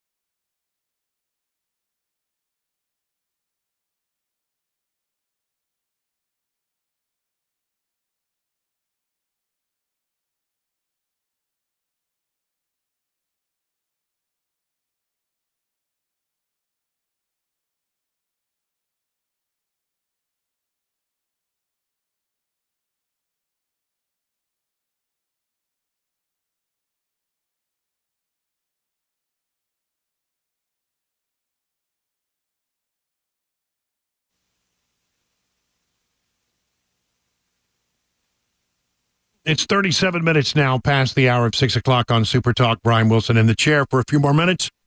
At 7 o'clock, Mark Levin will take over. Did you hear him last night? Wow. Woo. He was on fire. I mean, really on fire, and a lot of people were. Look, sometimes on this program we make news, and we have done that with an interview that I conducted yesterday. Unfortunately, we didn't really get to spend a lot of time on it yesterday because of the breaking news with regard to Donald Trump. But I want to revisit it because I think there are things you need to know about what's going on with regard to some things that we have developed here on this program, and I think they have a real importance to this community. Among other things about the way the Metro Nashville Police Department is being operated, there's a 61-page complaint which has been leveled against the police department and their brass that is now in the hands of the Office of Professional Accountability, now in the hands of the mayor's office, now in the hands, excuse me, of community review board, and so it's now being looked at in all those areas. The allegations are about managerial mismanagement of the police department and some other things. We advanced that story yesterday by obtaining all. Nobody had it until we had it, as far as I know. All 61 pages of the complaint, which names, by the way. I posted it at yourfarb.com. You can still see it there. Thousands of people took a look at it yesterday. And then we interviewed the man who filed the report. Now, his name is former Lieutenant Garrett Davidson. He used to work in the Office of Professional Accountability at the Metro Nashville Police Department. He no longer works there, but he has written this document suggesting widespread mismanagement at the department. And there's some other things that have sort of reverberated out as a result of our interview yesterday that I think have taken me in a different direction. I still think that the story about what's going on at the police department is a valuable story, and the city has agreed to do an independent investigation of it, and have hired an attorney, a respected attorney, I think, out of Memphis, to come in here and take a look at these allegations. So that's one story, one entire level. The other level is springboarded out of the comment that Garrett Davis made to me yesterday about the Covenant investigation, the Covenant shooting investigation. I lobbed this question at him, and there was a very interesting answer. Do you have any guidance or any thoughts, or do you have any inside knowledge about where that investigation stands? Because we hear it's still open. I don't. I'm not privy to some of the active criminal aspects of it. I know there had been a search warrant served at one of the practitioner's offices, and I think home as well, regarding some documentation. I'm a little skeptical that it's active, open, and actually being worked. And I don't know if it was, why it hadn't already been presented to DA Funk to go ahead and see about an indictment on that individual in question. I think there's some smoke and mirrors there. Well, let me try to clean up what he's saying there, explain in greater detail what he's saying there. When he says practitioner, there is apparently an investigation that is underway right now. The investigation at the Covenant shooting is still considered open. And when he says practitioner, I think what he's trying to say there is therapist. That they are looking at the therapist who was working with the shooter, the Covenant shooter. Now, I have been working on this story for some time now, and based on this comment and some other investigation that I've done, I want to bring the following stuff to you about the Covenant school shooting. All right? Now, this is, I've written this down to get it exactly right. Based on my reporting and consultations with two independent sources who are in the position to know some of the inner workings of the Metro Nashville Police Department's Covenant shooting school investigation, the ongoing investigation apparently focuses on the shooter's therapist. Metro Nashville Police Department is remaining silent on this. They've been asked. But sources familiar with the investigation confirmed to me that search warrants were run on the home and office of the therapist in an effort to obtain notes of the therapy sessions with the Covenant school shooter. One source says detectives have evidence that the shooter told the therapist about fantasies that involved, among other things, killing her parents and carrying out school shootings. Now, if you're in this particular line of work as a therapist, there are certain ethical guidelines. You are required to ethically report details of conversations you have with a client if the client is perceived to be an imminent and violent threat toward themselves or others. A therapist is obligated to break confidentiality if the therapist believes the patient is an imminent and violent threat to themselves or others. Now, what does the law in Tennessee say? Tennessee Code 33-3-206 makes it pretty clear that therapists and people who are working in that arena have a mandatory requirement to report certain things if they learn in the middle of a session with a patient that they are making threats against themselves or others. Here's the law.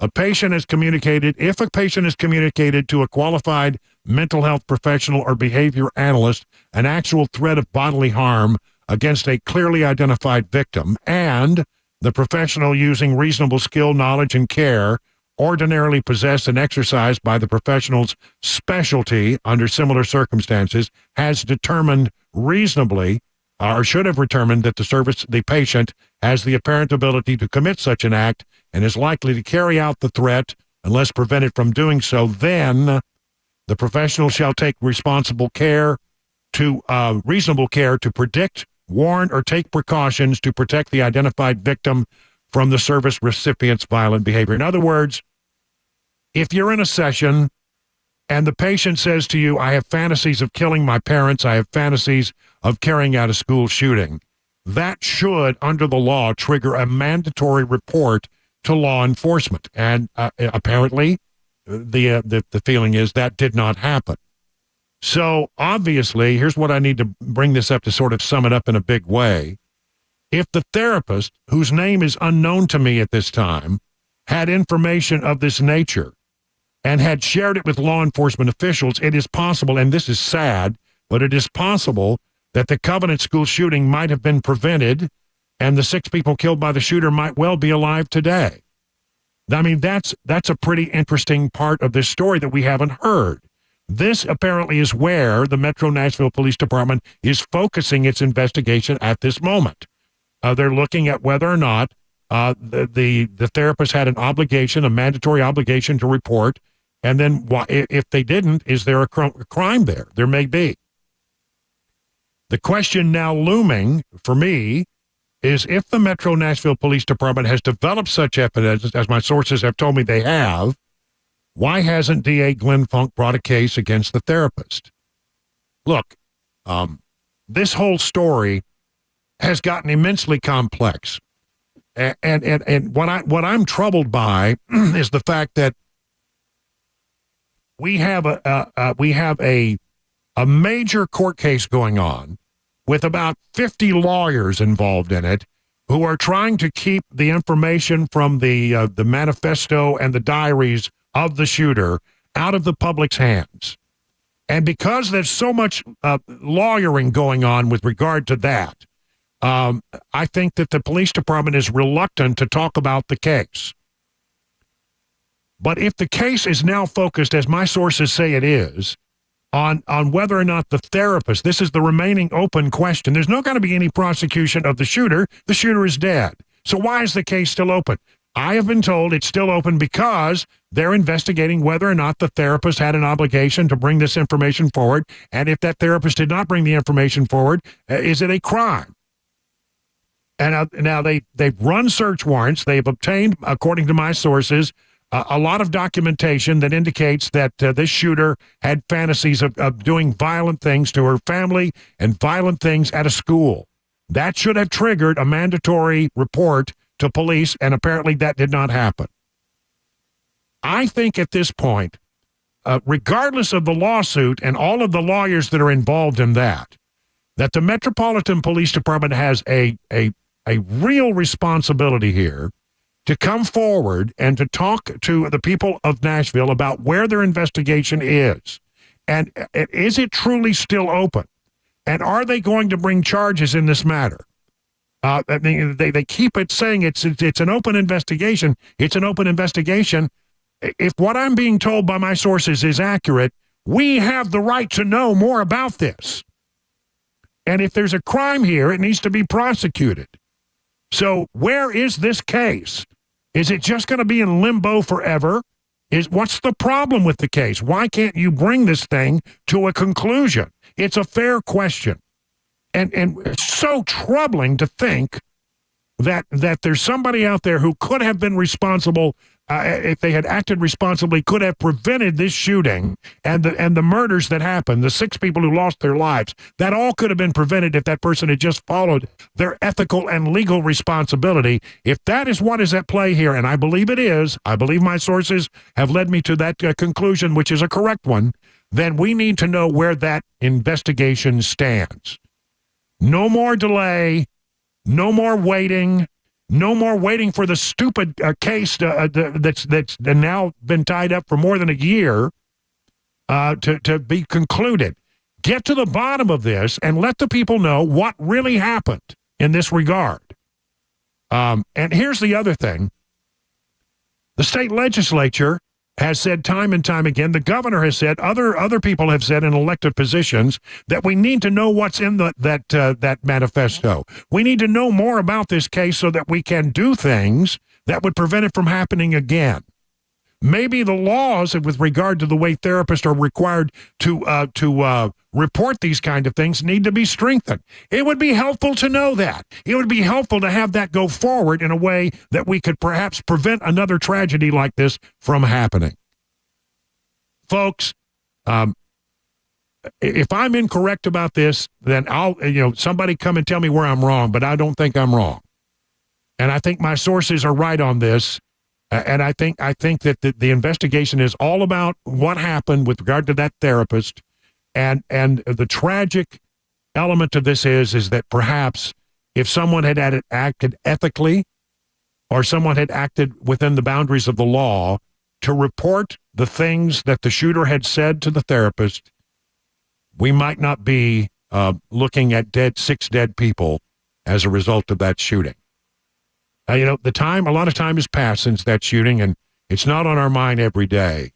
But I don't intend to let that go at this program. I want the answers to this program, for the people of Nashville, as to where this investigation actually stands. 50 minutes now past the hour.